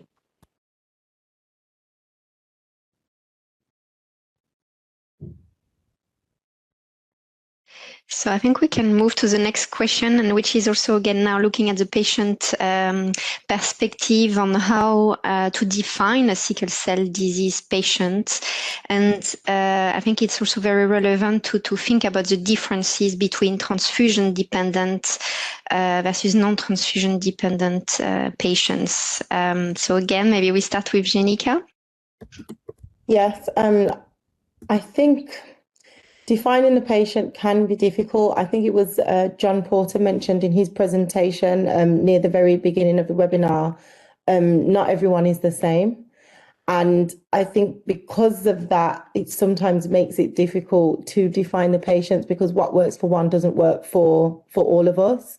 And I believe that in terms of, bringing new treatments, we have to look at that in some of the parameters that are being measured. Something might make a huge difference for a handful of patients. That handful might not be a big number, for pharma and for everyone else when you're looking at measuring. But if we look at the disparities of sickle cell compared to other genetic disorders that impact less people, but some of them have in excess of 44 drugs, we're not going to find something that, suits the majority of patients. And I think if we bear that in mind at the moment, it would be nice to start with something that maybe it doesn't help hundreds of thousands of people, but if it can help 1,000, that's okay. And then we can try and get more to help more. And eventually we can develop something that works. And I know someone else mentioned, combination treatments as well. But I think we're going to have to start somewhere. There's a saying, you start where you are with what you have, and then you do what you can. So it might not be that we find something that is miraculous for a huge amount of people, but if it can help some, it's better than trying to not being able to help some because you're waiting to try and help everyone. I think there's more that can be said, but there's a lot of us on the panel, so I'll let everyone else say something. Yeah, thank you. Maybe same question to the physicians. So how do you define the sickle cell disease patients, and what are relevant subgroups and that should be included into clinical trials? For me, the first point is to make the difference between children and adults, as said quite clearly, Rafaela. They have not the same triggers for pain, and children most of them don't have chronic organ damage, and therefore they have a lot of overt events, but few chronic organ damage. Adults have a different pain, most often neuropathic pain with different triggers, and unfortunately, very often chronic organ damage. So age is a major difference. Thank you. Any other comments from the perspective of physicians? Caroline Volz mentioned transfusion dependent versus non-transfusion dependent. That's very much a disease specific definition, almost with thalassemia. But in sickle cell disease, whether someone is receiving transfusions or not may depend as much as on the healthcare system that's delivering the treatment. So, for example, exchange transfusions given long-term in a way that doesn't iron load is a very stable situation, provided patients don't develop alloantibodies. On the other hand, if you're giving sporadic transfusions or top-up transfusions, then you're going to get run into problems with iron overload. And also the decision to give long-term transfusions would not be the same amongst all healthcare givers, and it would not be the same for all patients. So I think that's a difficult dichotomy there, dividing people purely on transfusion dependent or not. However, if you're trying to get people onto clinical trials, at the moment, the majority of the clinical trials are looking for people who are not currently on transfusion, because it confuses the interpretation. So if someone's on exchange transfusions chronically, it's going to be more difficult to show a difference in pain rates and admission rates, for example. So it's very important to the design of the study. But you wouldn't want to take somebody, or you probably wouldn't want to take someone off transfusions just so they can get into a study. So it's a complex area, the transfusion. That's all I wanted to say. Thank you very much.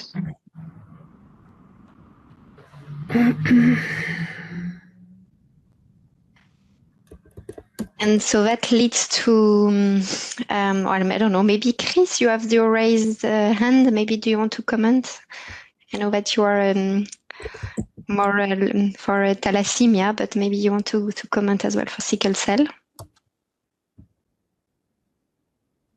Oh. Chris?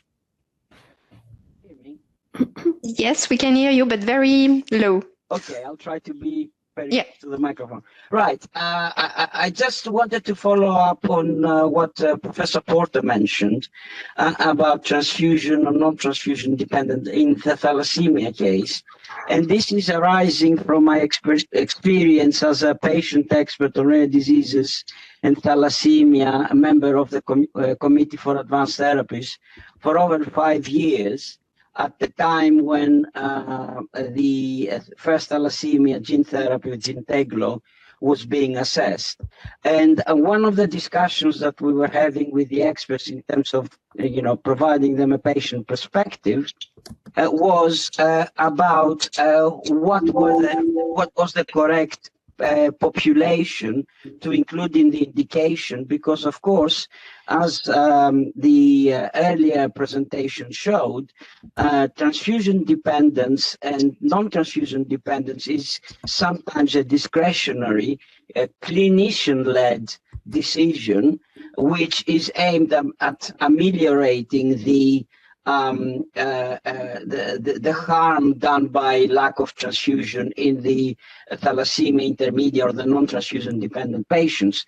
And therefore, in terms of regulatory approval, it is really a gray area, because there are milder forms of transfusion dependent thalassemia, and then it could be that the non-transfusion dependent thalassemics which have not been transfused can actually maintain transfusion independence, albeit at a very low hemoglobin, with the added harms included. So regulatory approval and perspective is very difficult. It's a very gray area, in other words.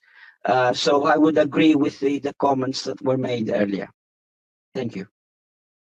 Thank you very much, Chris. So yes, I think we have discussed the transfusion dependent versus the non-transfusion dependent. And maybe another question to the physician is also related to the severity and the genetics. If there are different or main primary parameters to be evaluated in clinical trials for these subgroups, and what could be those in terms of genetics, and how to best take this into consideration when designing clinical trials. So maybe John again. Is your question about thalassemia now, or no? Let's go to sickle. Let's keep to sickle cell. Yes, we're in sickle. Okay, good. Well, there are things we want to know about the genotype, so that we can interpret responses to new therapies. And the basics, of course, would be SC, S-beta thal, and as others have said, the fetal hemoglobin and things affecting control of fetal hemoglobin is absolutely vital to interpreting new drugs, particularly if the intention is to improve fetal hemoglobin. But it may be a secondary benefit with some treatments. Yes, Marianne? There is a very good paper written recently by David Rees exactly on on the validity of biological and genetic markers. And at the end, it makes that no biological or genetic marker is really robust. So I've seen him give that talk, and he's an ultra skeptic, I would have to say, about biomarkers. And that's highly relevant to our discussion here, because is hemoglobin, particularly, say, for example, with voxelotor, an ultra biomarker?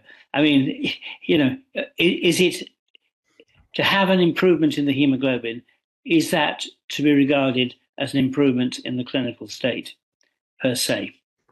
It has been written in the British Journal of Hematology that there is no relationship between fatigue and the severity of anemia.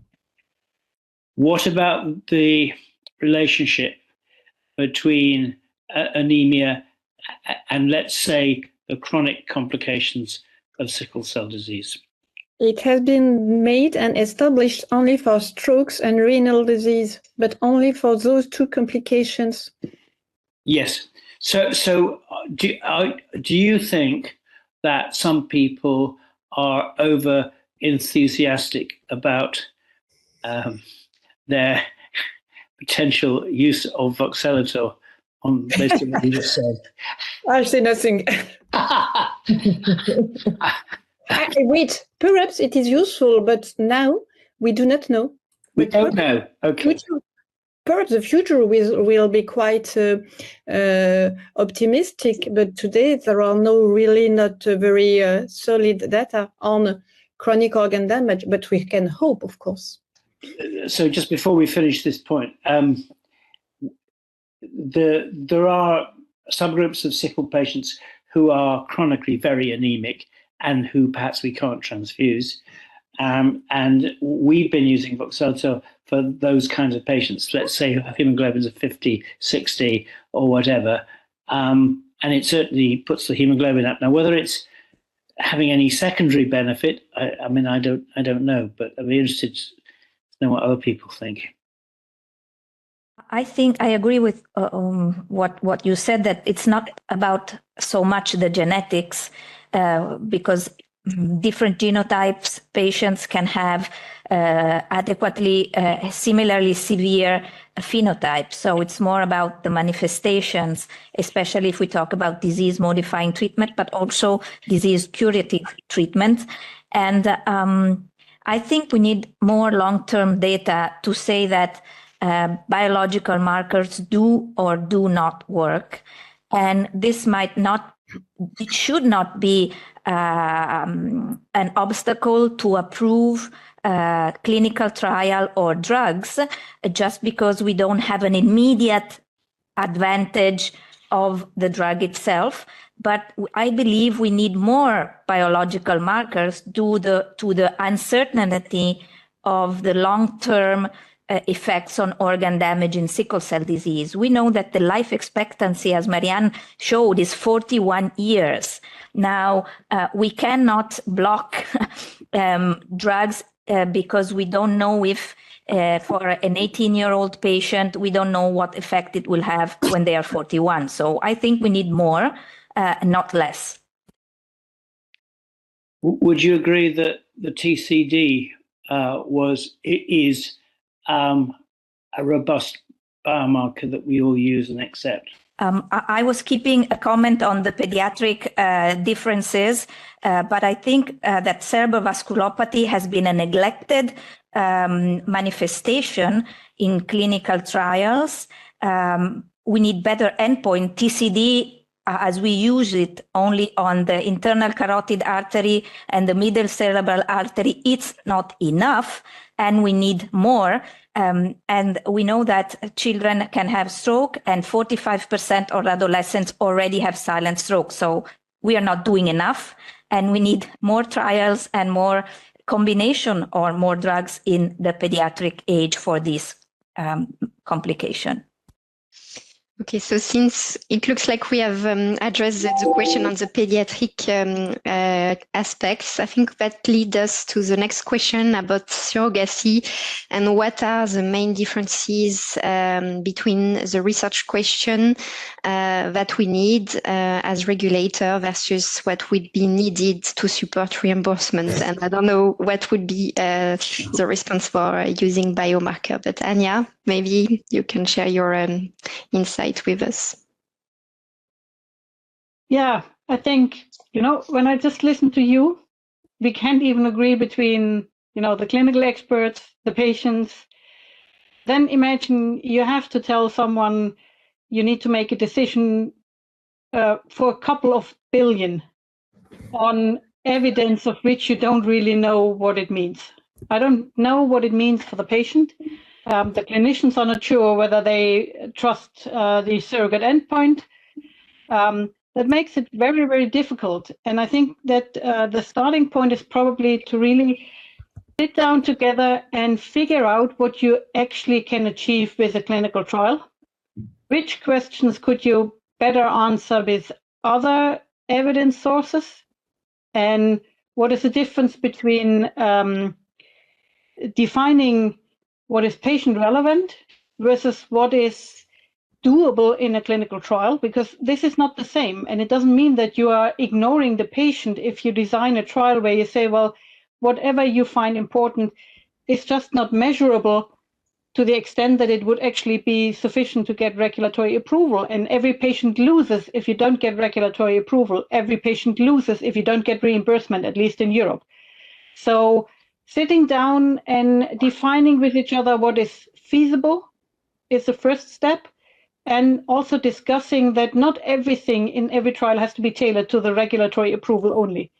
Sometimes you can already do something that is in the interest of prescribers, patients, HTAs, and payers, because we are more or less in the same boat. There's uncertainty in our decision making. It might not be the same uncertainty all the time, but we need answers. And our answers require knowledge and not just evidence for the activity of a drug. And there is a conflict, a permanent conflict, which is kind of highlighted in some areas more than in others, that we don't collectively do enough to understand the natural course of the disease. If I hear that you have, 30,000 patients in France and only 2 participate in a trial, then I'm wondering why can't we use this 30,000 and explain to them that their contribution, even if they don't want to be in a clinical trial, could be a different kind of contribution. But you need to make sure that every piece of the chain of decision making understands that it has value for them to contribute because it improves their decision. And I think that is very difficult because it's very convoluted. When patients say they don't want to participate in trials, and I'm wondering if this is the underlying idea. I don't want to be a guinea pig. I don't want to be used by the industry. I don't want to be giving away my data for something commercial, whatever. There are so many answers you get from patients, so many answers you get from doctors why they don't want to participate. And this is, I think we heard it already, the trust issue. Why do we want to generate data? For what purpose do we want to generate data? And the clinical trial is not the only way to generate data. But I think we all need to acknowledge that there is no such thing as the miracle small one trial that will, remove all uncertainties for everyone and work perfectly. No, it's unrealistic. So sitting down, adjusting expectations, discussing with each other, how can you modify a trial, make maybe an endpoint that is more relevant for patients and HTAs, a little higher in the hierarchy, or define it differently, understand why you need it, and don't stare yourself blind on this idea of the RCT, how we always have done it. And sometimes you need another study, a completely different type of trial. But there is very little feeling, unless there is someone with a lot of money and a particular interest in bringing a product to the market, that something happens. More must happen without that motivation. Yeah, and I think that's also leading to the next question, if we can capture the natural history of the disease in registry. So yeah, that's a question to the registry experts based on the answer to the question above. What kind of data can be derived from the registries, and especially the natural course of the disease, especially in the case, as Anya described, when patients do not want to participate in the clinical trials, at least they may accept to enter to give the information in a registry. Caroline, if I may, I would like to comment on this and also link to the previous question about the biomarkers, because as I briefly explained, we are also using this data in the registry to link with the research data in GenoMed and other research projects. And what we are doing is to build the first large data set on sickle cell disease in Europe, with 1,000 sickle cell disease patients. And then what we realized from a researcher point of view is that it's really very difficult to do research in sickle cell disease at this level, because data that you expect to have on routine basis is not available. But even it's not available in the electronic health record, sometimes in the registry, but sometimes in the electronic health record. For instance, I give you two examples. Reticulocytes. In our data set of 1,000 patients, reticulocytes are available only in half of them. How you do any correlation if data is not available for half of the patients? It's very difficult then to say if biomarkers are reliable or not if you don't have proper data to be analyzed. Or for instance, it's well known that the alpha thalassemia is the main genetic modifier of sickle cell disease, but it is not analyzed on routine basis. So for our research project, we had to generate all this data because even alpha thalassemia was not analyzed in the patients, in many of them. So I would say that it is a very complex disease, we know, very heterogeneous, and as a complex and heterogeneous disease, it needs large amount of data to be able to ensure that the biomarkers are reliable or not. And we need to reduce missing data and include other real-world data as the patient-reported outcomes. Because as Rafaela pointed out, the national health system plays a role also. The admission rate is not the same, not based on the patient, on the national health system. So I think also very rapidly, also we are working on functional studies with rheology. And now we are analyzing the data set for 800 patients. And we found out that there are some patients in which this gives you more information than hemoglobin F. So I think that we need to further support discovery and translational research to identify these biomarkers. Then in the registry, we have a lot of data. Perhaps I should include one slide with the CRF, but we are in the RADIP more than 200 parameters covering demographics, diagnosis, chronic organ damage that we were speaking before, laboratory parameters, biochemical treatments, acute and chronic events, and in a standardized way. So I think that this is the future, if I may say. Yeah, thank you, Maria. And I suggest that we now go on to thalassemia, because we also need some time for the thalassemia questions.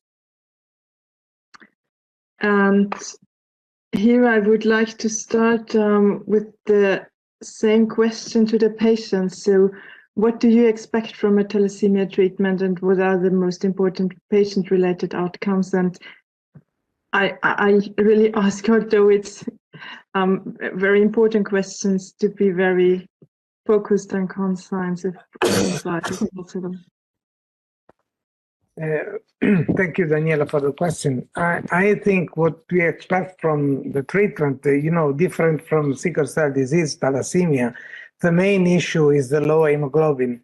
So I think it's, as I told in my presentation, all the drugs that can target the level of hemoglobin, can increase the level of hemoglobin, are welcome. And I think that starting from the children, if you increase the level of hemoglobin, you reduce the burden of blood transfusion, and of course you improve all the other parameters and the complication related to the anemia. So in this sense, it's much easier to treat thalassemia rather than sickle cell that has a cascade of different problems. While thalassemia, it's much easier to treat.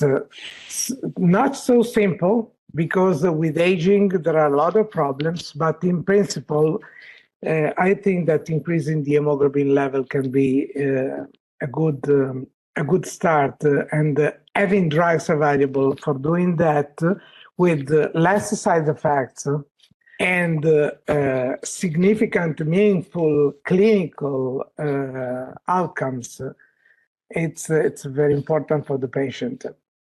Of course, we also expect to have the possibility for younger people with thalassemia to access gene therapy and gene editing and gene therapies, because this has one-time administration curative treatments, and every aspiration of every ill people is to be cured. So at the end of the day, these are curative treatment, and would be important to access in a large number. But I also need to mention one thing, that a patient, because you ask sometimes how you define the patient with sickle, with thalassemia.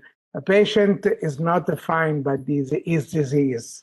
I'm a person with thalassemia, but I'm not a thalassemia patient, because it's a semantic. It's in the semantic of the idea, but I am not defined as a person from my disease. So I think it's important also to have in mind, in order to set an holistic approach, seeing the patient as people rather than only patients. Thank you very much, Loris. Yeah, so I think let's go now to the physician, and maybe we can combine, in the interest of time, the question. So again, what would be the parameter that could be used in a clinical study in order to reflect the patient benefits? What are the most relevant parameters? Could we use surrogate marker? And how would you define the criteria for the definition of thalassemia patients, if we may say so, and what are the key criteria to define relevant subgroups? So again, maybe we start with John. Thank you. I think Ali had to go, so he asked me to hold the fort with the thalassemia. I think there's one thing that we haven't thought about yet, and I think it's very important. Yes, of course, the transfusion dependence is a key thing with thalassemia. However, if you switch someone from a high transfusion state to a low transfusion state, and you expect the patient to make the difference by making more red cells, you risk two things. One is EMH, extramedullary hematopoiesis, and that's a very real issue. And the second issue is if the patient is firing on their own red cells, those red cells are more prothrombotic than transfused red cells. And actually quite a number of our patients have been on long-term transfusion, not so much for the anemia, but because they had bad thrombotic episodes when they weren't transfused heavily.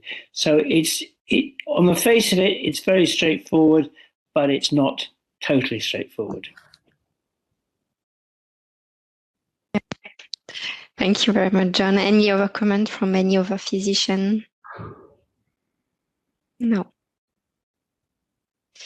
Okay, and what about the pediatric aspects? Do you think that there are some specificities as well to be thought about?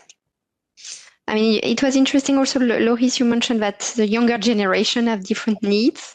And it's true that you can also think about the evolution of therapies. I mean, of course, there are new treatments available. So that's also something to bear in mind, that depending on the patient's medical history, they have different treatments. So the needs may be different as well. So yeah, I really like the fact that you illustrated that very well, that the needs are different maybe now for the new pediatric generation, and there are different needs now to the older generation as well, because fortunately patients live longer as well.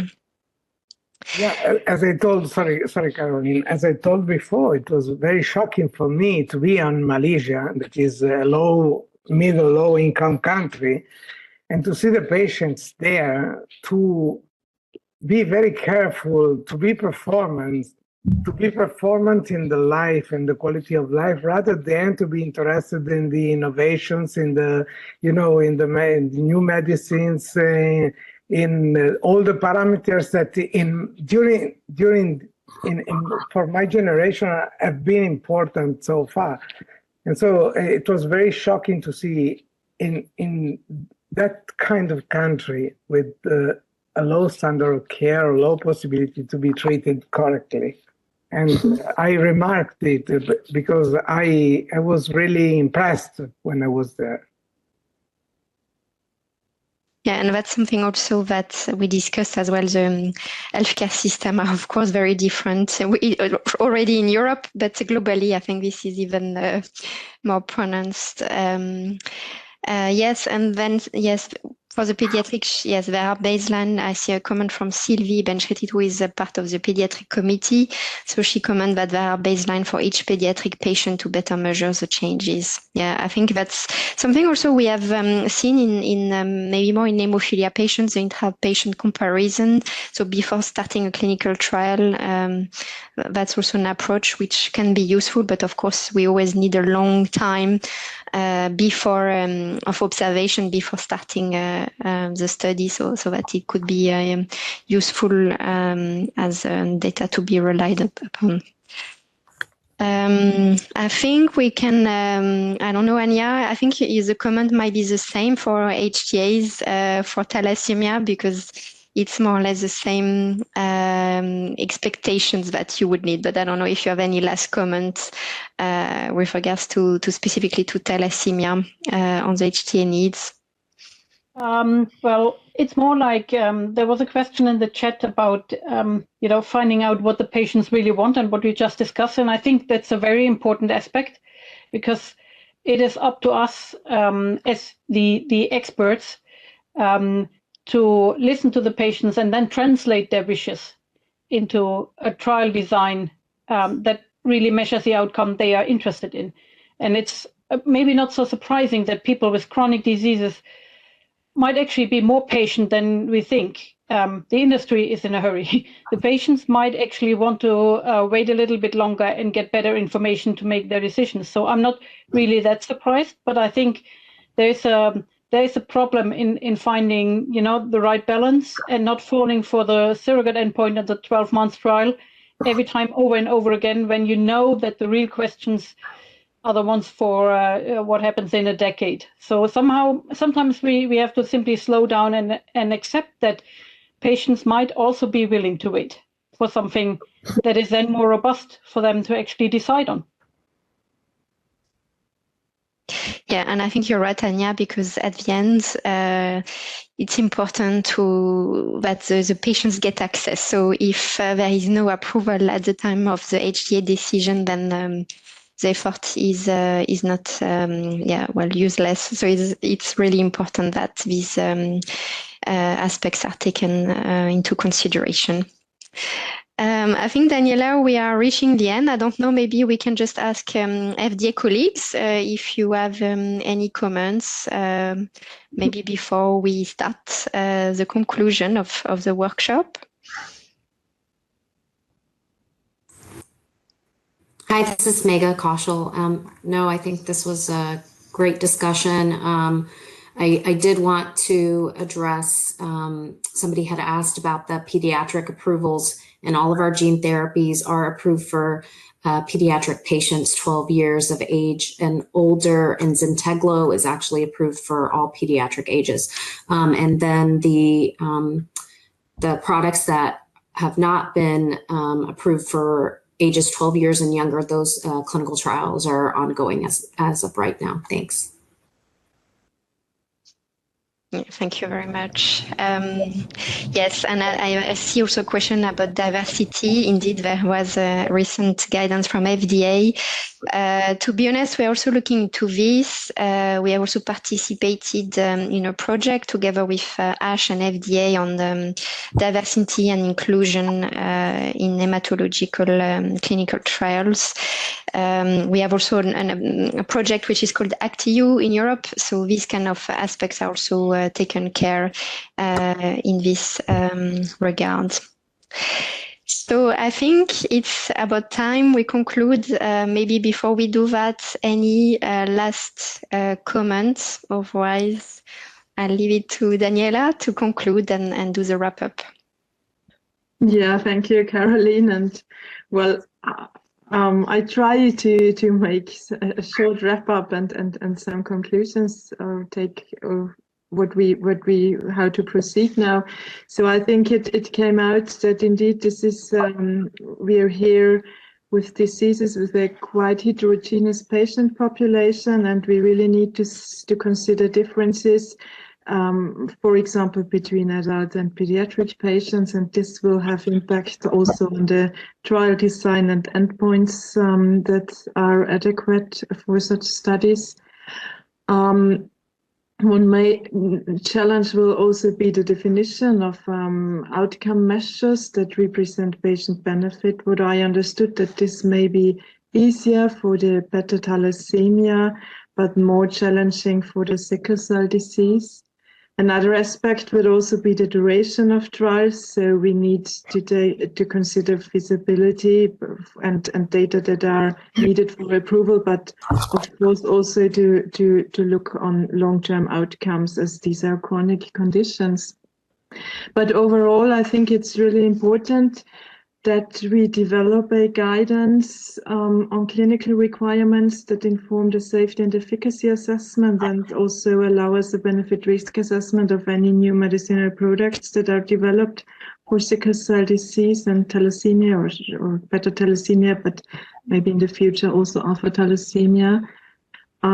It was extremely valuable to also have the patient perspective here. I think this is always very important, and I mean, this is our main goal, that we want to have effective and safe drugs for patients. And I think it's now up to Hematology Working Party to start working on these guidelines. We will draft that, and this workshop now provides a perfect basis for that, and we will consider all your comments and contributions. And with that, again, many thanks to all of the speakers who contributed to this workshop, but also to all those who listened to the workshop. And also many thanks to EMA colleagues for organizing and supporting this workshop. I think it's indeed a very important step here, and also an important part of supporting the development of new medicinal products for both sickle cell disease and thalassemia. Well, and with that, I think we can close this workshop. Yes, thank you, Daniela, and thank you to all the speakers. We greatly appreciated your time today to give your perspective on both diseases. This has been extremely helpful. Yes, we will start drafting the guidelines. So we aim at having a first draft open for public consultation towards the end of the year. So yes, watch out for that. And thank you very much to everyone who participated. Thank you. Bye-bye.